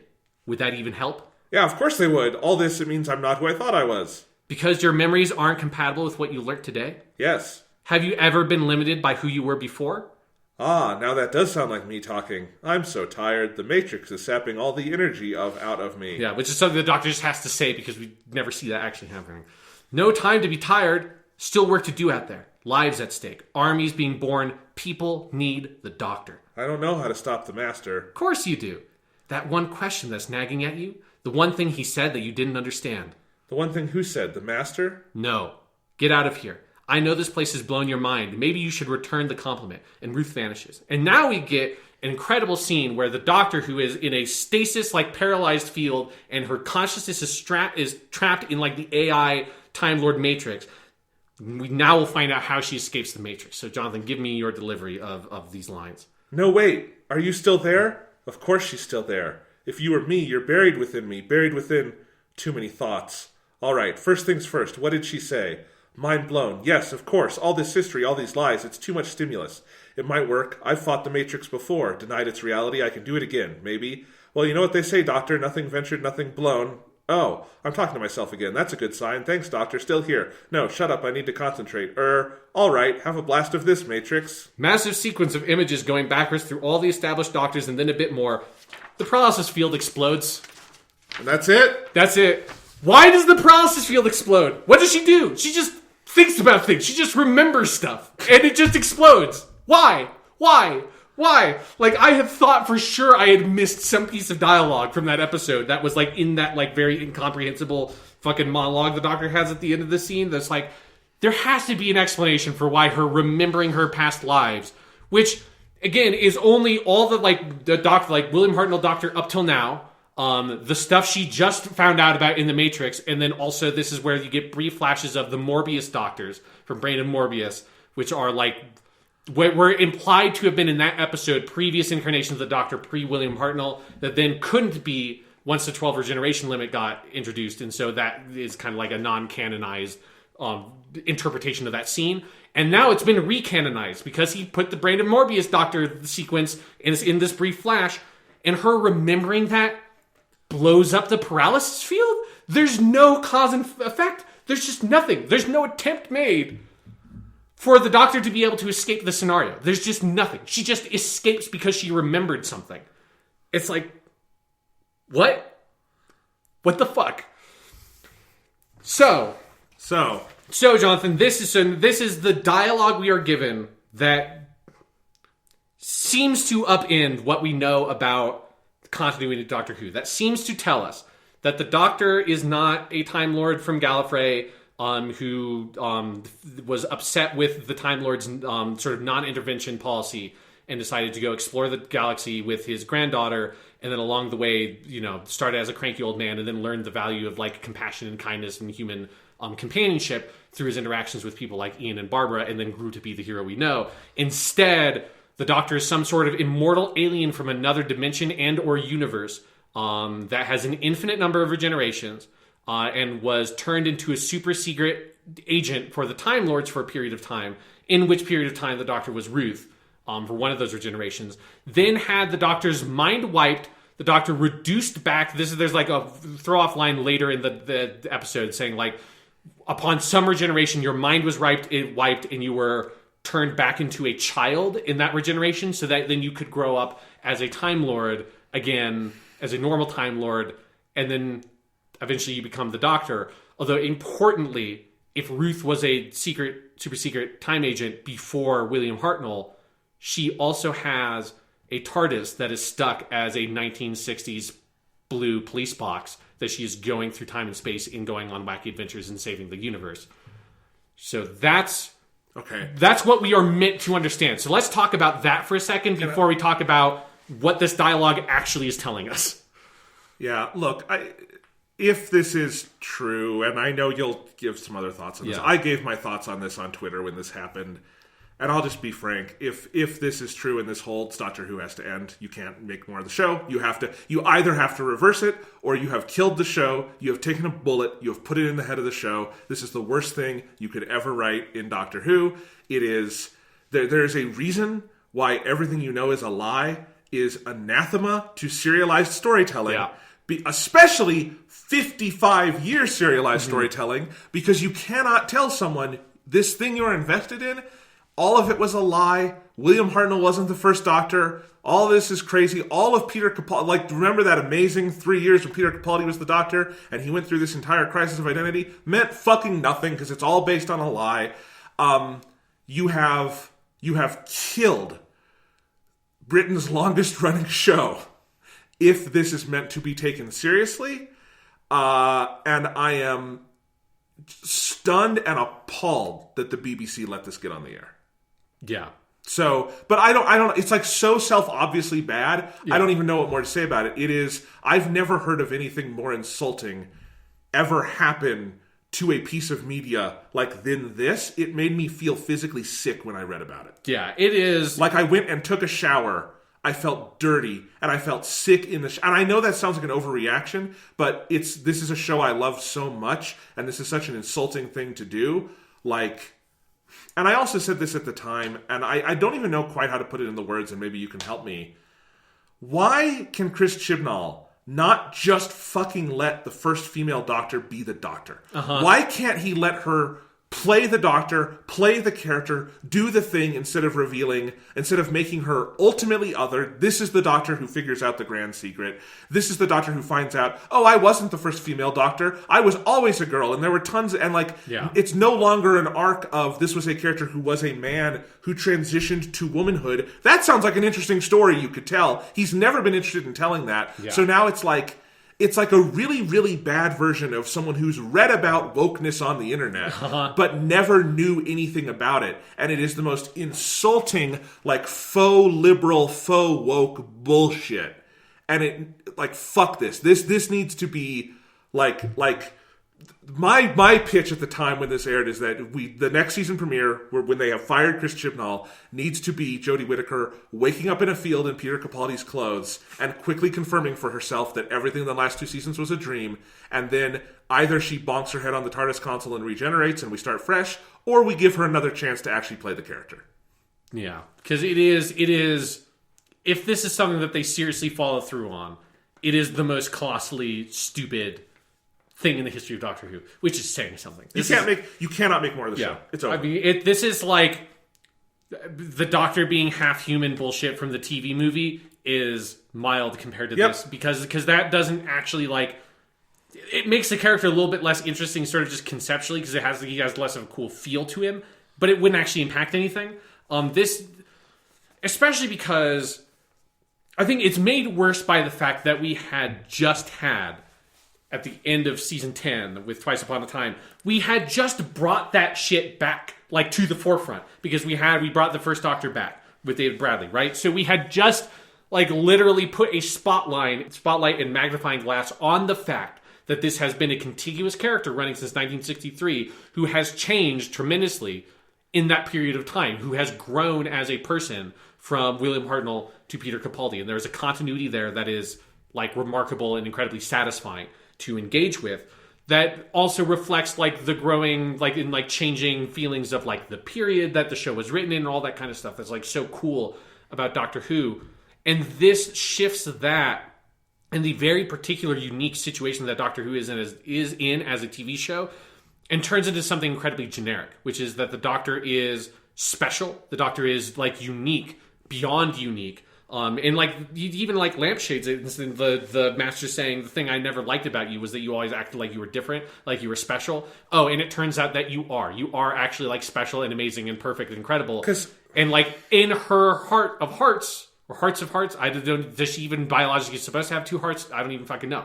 But, like, the Doctor is, like, pure deep down, just, like, this good person that always is this good person. And apparently turning into the William Hartnell Doctor was not her, like there was no character growth happening from the William Hartnell Doctor to the Peter Capaldi Doctor. It was actually, you're seeing the unraveling of what was a character regression, because the natural state of the Doctor is a sort of, like, anarchist do-gooder flying throughout space and time trying to help people, which is what Ruth Doctor is. So it implied is, like, the natural inclination of the timeless child is to be that thing. And that's just not a story at some point, which is, you know, interesting that that's delivered to us in an episode that effectively has no story. Because also, one thing you maybe notice about the fucking, like, 15 minutes of dialogue we just read, none of it has fuck all to do with the Cyberman stuff happening, which is the other half of the episode that it's intercut with periodically. That's just, like, even the episode in and of itself can't fathom an interesting character arc to be delivered with this. It can't even fathom, it doesn't even give the Doctor a motivation around this stuff. This is like the comparison with the Fugitive of the Jadoon episode, where in that episode, the Doctor is perplexed by what is happening around her and is desperately trying to figure out what the truth is. The Doctor doesn't give a shit about any of this stuff. And it's like immediately in that last scene with Ruth, it's her just saying, like, Ruth saying, hey, Doctor, like, does this really change who you are as a person? Don't you just have all the same morals and values regardless of whether or not you were this timeless child thing? And the Doctor's like, yeah, I guess that's true. And then the episode just moves on as normal. So it doesn't affect the Doctor as a character in any way. Because, I mean, which is like, it shouldn't. Like, it doesn't actually matter to the character. They can't even gin up a reason for why the Doctor would care. The Master just kidnaps her, exposits at her for like more than half of the episode, and then it doesn't affect anything at all. It has nothing to do with the Cybermen.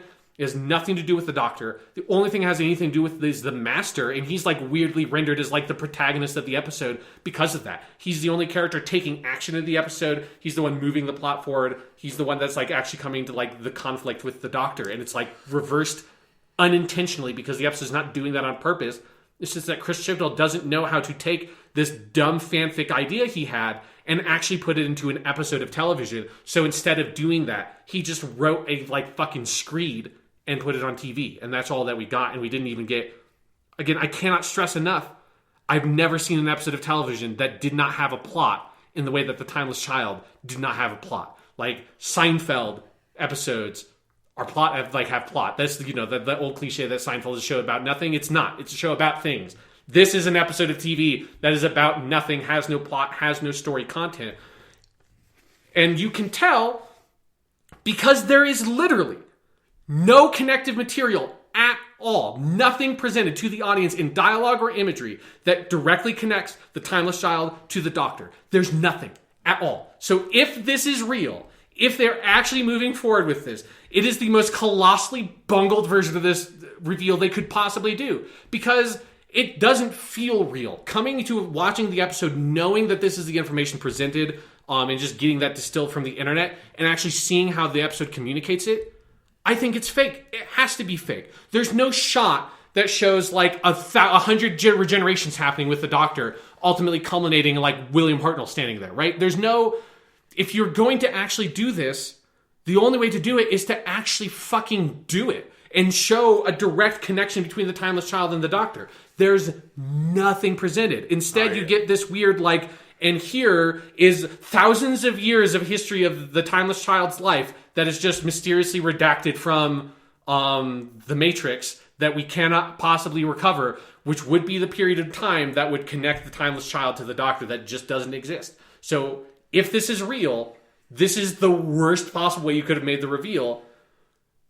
I think, and I desperately hope, and I do legitimately think that this is going to be... No, like, retcon is the wrong word. I think the Chibnall's plan is to reveal in the next season probably that Ruth is actually the Timeless Child and is not really the Doctor, and that's like a deception or something to that effect, that like she manipulated the Master in destroying Gallifrey. Like, there are lots of pieces in place that it's easy for me to see how you could very quickly reveal that this is only the middle chapter in a bigger story. I don't think it would be a good story, but you could do it. And my desperate hope is that that is the case, because there's so much room for that to be it. If there's more room for that to be the case, then there is room for this to be real, because because it contradicts everything. It contradicts everything about Doctor Who continuity, like down to the most minutest details, right? I think you're putting too much faith in Chibnall there, Sean. I think you're putting way... If you're saying, like, if your argument rests on they did it too badly for this to be real... I'm sorry, that's how Chibnall does literally everything. He is the worst TV writer I've ever seen. I just don't know how, if this was your plan, I don't know how you possibly resist showing that connection somehow, some way. But you've just gone through a whole season giving examples, episode after episode, of like them forgetting to shoot parts of the episode.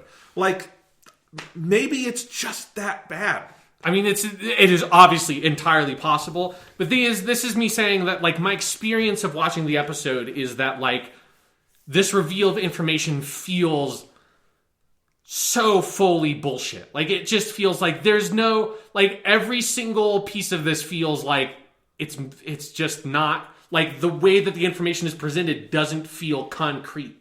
And that could just be that Chris Chibnall's just so bad at that. But I do legitimately think that there's like a very significant chance that this is part of the plan or whatever. Because I just feel like you would have made it explicit if you wanted it to be explicit. I hope so, but again, if the argument is it's too bad to be real, I've felt that about everything Chibnall's done with Doctor Who so far. Because the key thing here is this is a guy who has not just no understanding of who the Doctor is, but like less than no understanding. Like, he's writing it antithetically to everything the character has ever been. And this is such an antithetical screed to what Doctor Who is about, to who the Doctor is as a character, to the, I think, fan relationship with the show over 55 years, that, like, it feels like what made me feel so sick when I heard about this is it feels completely in keeping with how Chris Chibnall has written things, which is that he's just stealing shit from other shows. He's turning the Doctor into the special one, the chosen one, which the Doctor has never been. And it's like the Doctor is because, like, you have expressed this many times on the show, that what makes the Doctor interesting is that he is not special. He's not a genius. He's not like the greatest Time Lord. He's just someone who, he or she is someone who goes around and just does as much good as they can and learns and grows, and that's what makes them interesting. I don't think there's nothing in any episode Chibnall has done of Doctor Who to indicate for me that's in any part his understanding of the character.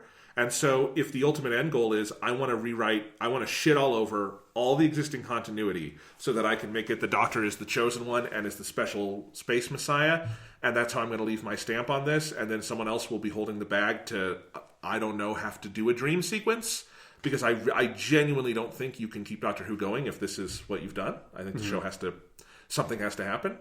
I don't know. That sounds so in keeping with Chris Chibnall that Like, at the very least, even if his plan is that this, like, all the information the Master presents here is factual, specifically that the timeless child is the Doctor, like, that piece. That's the only piece to me that's, like, that's the bullshit. That's, like, doesn't make any sense. There's nothing shown that indicates that. It's only that the Master says it. We don't even know. Here's the thing. We don't even know why the Master thinks that. There's nothing in the Matrix tells us that that's the case. I literally have no idea why the Master thinks that the Doctor is the timeless child. There's nothing at all. The only piece of information that kind of makes that connection is the existence of Ruth, which the Master doesn't even fucking know about. So it's like, what is happening? So I think it's, like, entirely possible that this is just the worst idea ever and that Chibnall is just going for it. It's done in such an awful way that this is the easiest fucking shit to retcon in the world. Sure. There's so many holes in it. Is the easiest thing to walk back. The thing that tells me Chibnall is serious about it, I think more than anything, is the Brain of Morbius connection. I feel like that's it. It's like it is the need to resolve, like, the most trivial, like, continuity gaffe. Wasn't a continuity gaffe when it happened. It was only just, like, later rendered as a continuity gaffe.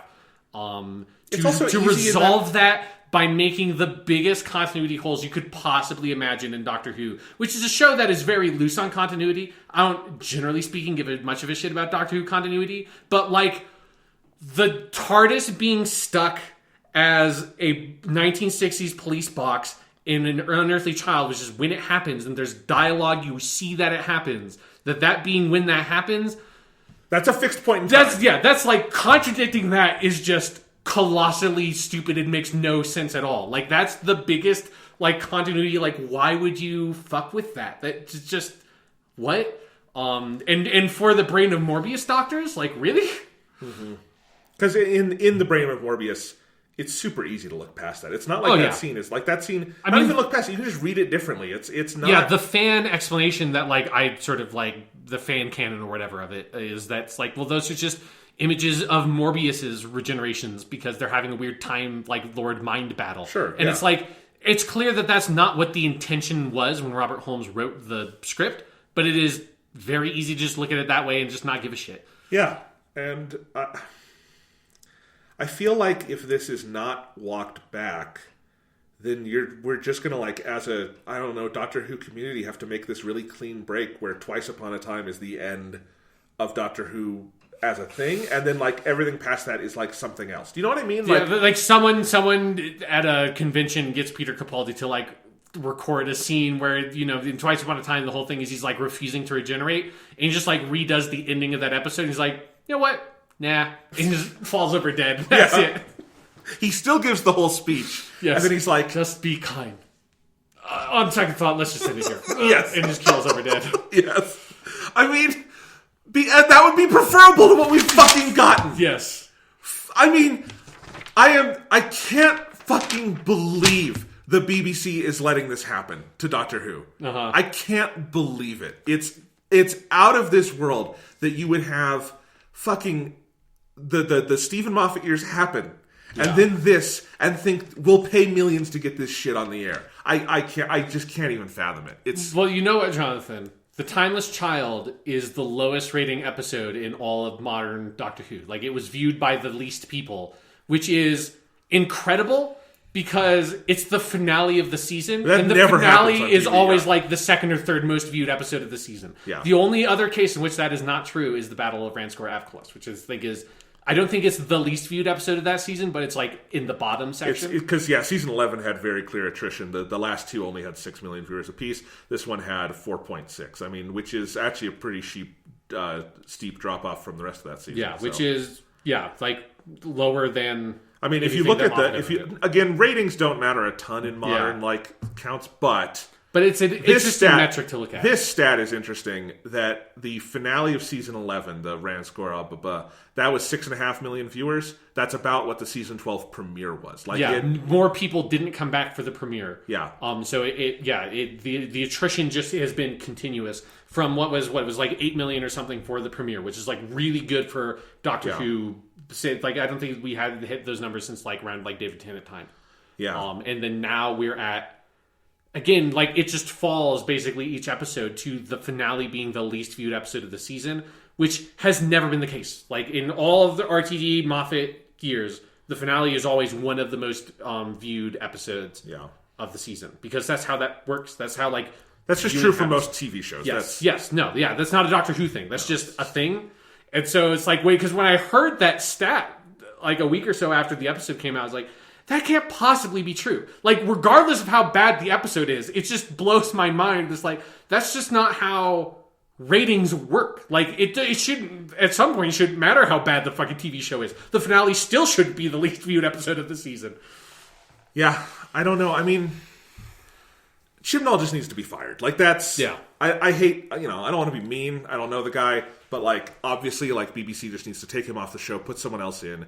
What do you think is the damage control that can be done at this point? I mean, it's more or less confirmed that he's coming back for the next season. Obviously, we're going to get... so one other thing that The Timeless Child does is it steals the David Tennant, season finale into Christmas special thing of going, like, something crazy happening, going, what? And it, like, just takes that exact thing. So we have a setup for the Christmas special episode, which is the Doctor has been taken by the Judoon before she could reunite with her companions, and is stuck on a Judoon prison or something that we'll have to rescue her from. I don't know. And so that we'll have that. Then we'll have 10 more episodes of Chibnall, and then it seems like probably he's going to leave after his third season is what the indication is. Where does that come from? Is there been anything? That's like mostly rumors and like just like vague implications in interviews. Like, it's like there's no hard fact. Like, it's entirely possible he'd stay for more. I don't think he would.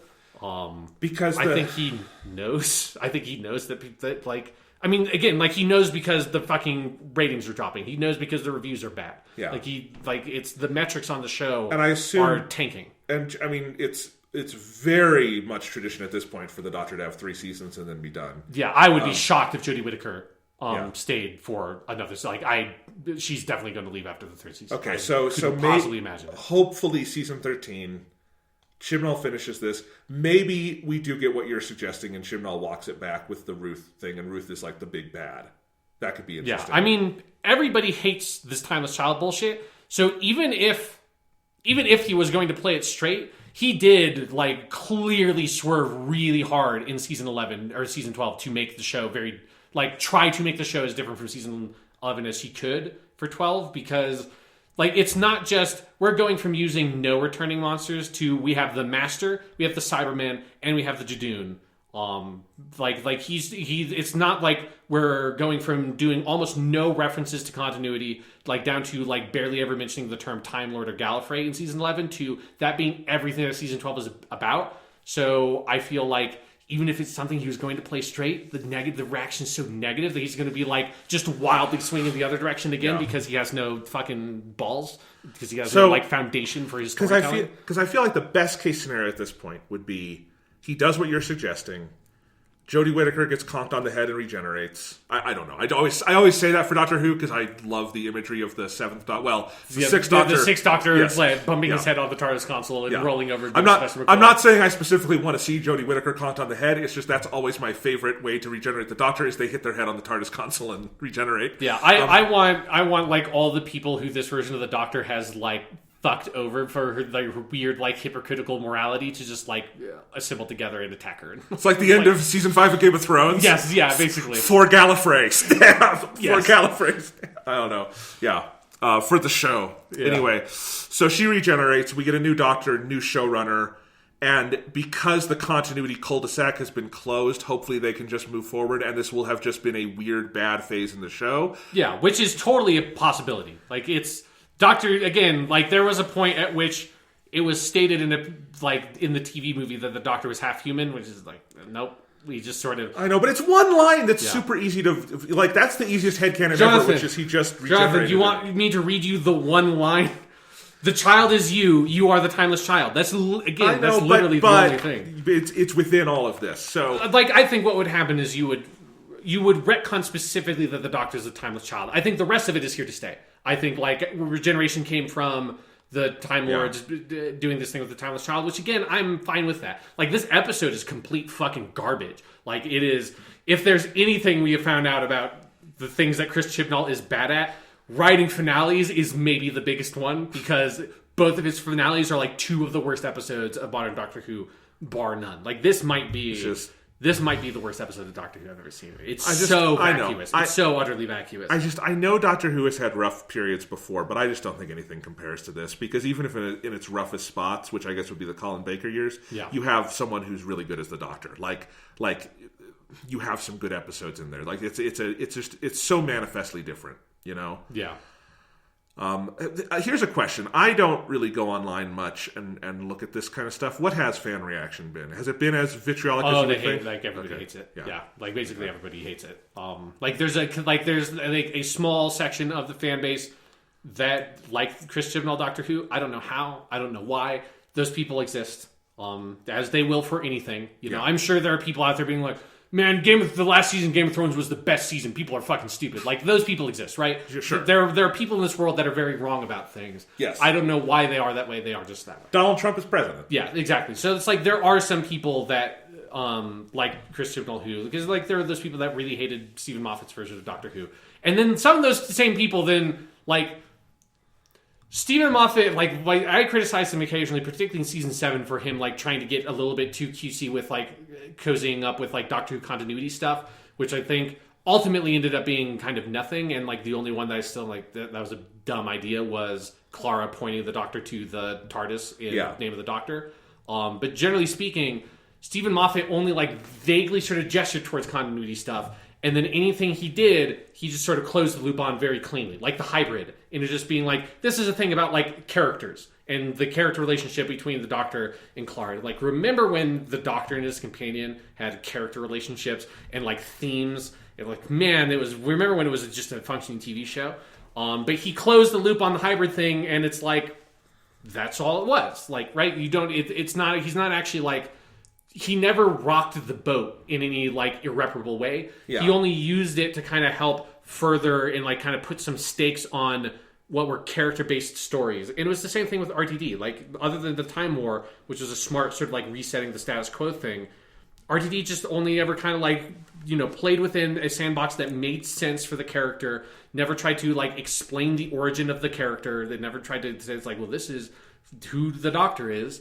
Just kind of play with it a little bit, but then tell stories that are about the characters that you are writing for, and then move on towards the future. And this is the exact opposite of all that. Yeah. I did actually look up the Doctor Who Reddit one day because I was curious about this, and I did see a thread that was a bunch of people who had previously criticized Moffat saying they liked it now after Chibnall. Yeah, I've seen a lot of that.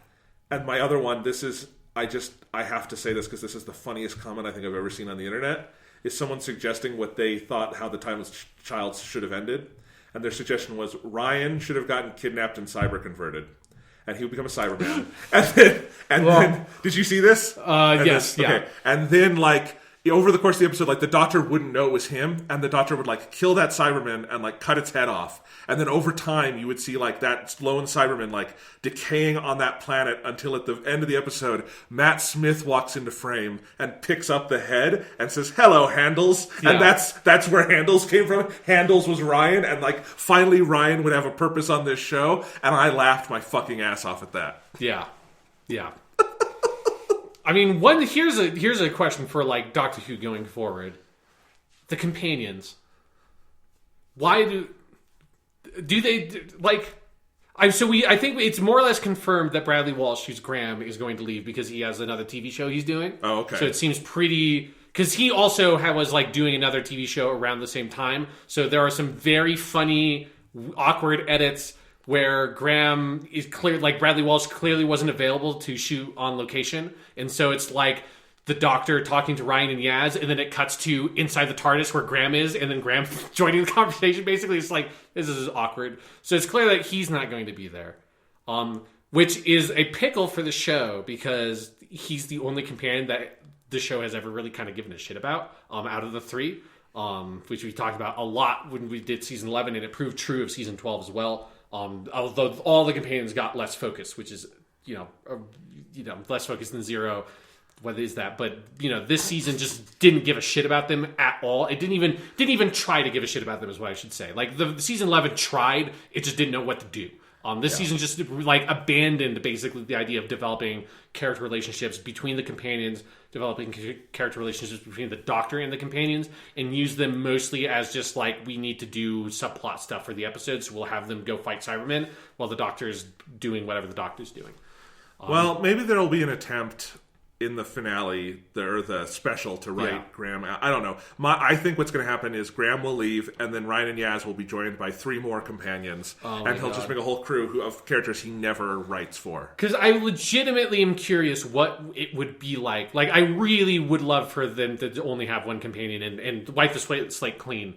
Like, I'm sorry, Yaz, you've had 21 episodes. You will have had 22 episodes with the next Christmas special. Like, it's too late. Like, it's like there's like, what, like 17, 18 hours of footage of these characters together, and they still haven't gotten anything with Yaz. We gotta abandon all 3 of these companions. I would love to see what the show is with a single companion. Like, what happens? Like, I don't think it gets good because of that, but I think it would make the guest writer episodes much more manageable. Well, Jodie Whittaker would have someone to play off. Yes, like, it would give her more to do. And although, like, this season has made it very clear to me that I think she's just not very good as the Doctor. Like regardless of the writing, like, there are some episodes here that are like pretty decent fucking episodes. Like the Lord Byron episode is as good as any average episode of Doctor Who under RTD and Moffat. Like, it's a pretty good episode of Doctor Who. She's not that good in it. Like, it kind of doesn't matter. They give her a little bit more emotional dimension in this season. She gets to be a little bit angry, a little bit more standoffish at times, and it's better, but it's still never a particularly good performance, and it's just like so disappointing, because it feels like, it feels like if we could have a blank slate and have a different start, that with a different, like, pointing her in a different direction, we could have gotten to a really good performance. But at this point, I don't think it matters. I think like this version of the character is so shot that I don't, like, you'd have to completely redo the character. Like, she'd have to completely redo her performance. Yeah, like I always will feel bad, like, completely dismissing like her as a performer here, because there's so many other things going into it, and especially because that first season she has exactly one note to play. Yeah. I think I'm with you on this. Like, you would have to start, if you had a better starting conception, like if you were giving her, Matt Smith material or something, and like you had that clear, like, 11th hour lays out, this is who this Doctor is, and like it's a good blueprint, and then you go from there, maybe she can be good. We just don't know. And I agree, it's been, I haven't seen much of this season other than clips, but it's exactly what we saw last year, and it's not it doesn't really feel like the Doctor to me at all. Yeah. So it's like that, all that shit did not really improve. Like, overall, season 12 is a better season. Like I do think if, there was a certain amount of refreshing feeling to, I hadn't seen any Doctor Who since, like, I watched a little bit of classic stuff a little bit after season 11, but it had been a long time since I'd actually, like, properly sat down and watched Doctor Who. And for some, like, the Nikola Tesla episode, for like some of those average episodes, like the Villa, the Hunting of the Villa one. Like it was just like like Doctor Who. Even when Doctor Who's not that good, if it's decent enough, like there was a certain amount of like the procedure of it that I enjoyed. I think like if people want to check out some of those episodes, I think they're like worth checking out if you have the opportunity to do so. But like I wouldn't necessarily recommend the whole season unless you really want to go through that journey. I'll put it this way. I have a lot of classic Who I still haven't seen that I would be watching multiple times before I ever get to season 12 of this pile of garbage. Yeah, only do, if you haven't dived into the world of classic Doctor Who, like don't bother with this shit. Like there's so much good Doctor Who out there. If you're like me and you've like mined the Doctor Who depths, just like there are some decent episodes in here. Watch the Nikola Tesla one, watch the Lord Byron one. Praxius and the Can You Hear Me? Those two episodes are like fine if you want to put something on while you're doing something else. Those are good enough. Same with Fugitive of the Jadoon. But there's so much other TV. Yes. I don't know, man. But there's not. The thing is that there's not a lot of TV that does the kind of storytelling that Doctor Who does. Right? There's not that kind of like episodic storytelling. Every week is new adventure kind of thing that I enjoy. I just enjoy the procedure of it to a certain extent enough that like even mediocre Doctor Who, which you've got a couple more episodes this season of that than we did last season, is like sure. Like I'm not going to pretend that like I hated every single second of the season that I watched, because that's definitely not true. It's mostly the Chris Chibnall episodes, which unfortunately was like half of them. Well, because he's the showrunner. But Fugitive of the Jadoon is the best episode written by Chris Chibnall, mostly because the other writer on it was Vinay Patel. So I have to imagine. I would say Dinosaurs on a Spaceship is probably still better. Well, Dinosaurs on a Spaceship is fine. It's good. It's fun. I don't know. It's fine. All right. It's got Rory's dad. Rory's dad is... It does have Brian Williams. That is true. I'm sorry. You can't beat that. All right. So that's it for this week. This wound up being a Doctor Who episode, which I think makes me feel better. Yeah, but we did the one Doctor Who episode that we do for season 12. Maybe if at some point you make a mistake in your life, if you watch some of it, we can read. Sean, we are gonna have to get so deep into this quarantine for me to be watching Doctor Who series 12. We will no longer have the resources to podcast at that point. Mm-hmm. Yeah. We will be like all living. We'll be cannibals in a Mad Max. We'll invent a new podcast format, which is just us writing letters to each other, long form letters. It takes a year to do one podcast. Dear Sean, did you see Doctor Who this week? If so, let me know. Dear Jonathan, this week on Doctor Who, I thought the performances by the supporting cast was somewhat lackluster, but I did think that this joke was particularly funny. The blocking in this scene could have been better, but overall, it was okay. Dear Sean, thank you for your comments on Doctor Who. As I have not seen it, I think this will benefit our listeners. Did you hear about Doom 4? Are we going to play it and talk about it on the podcast? Dear Jonathan, Doom 4 sounds pretty good, but I am currently playing through Yakuza 12. It's very, very good. I like it a lot.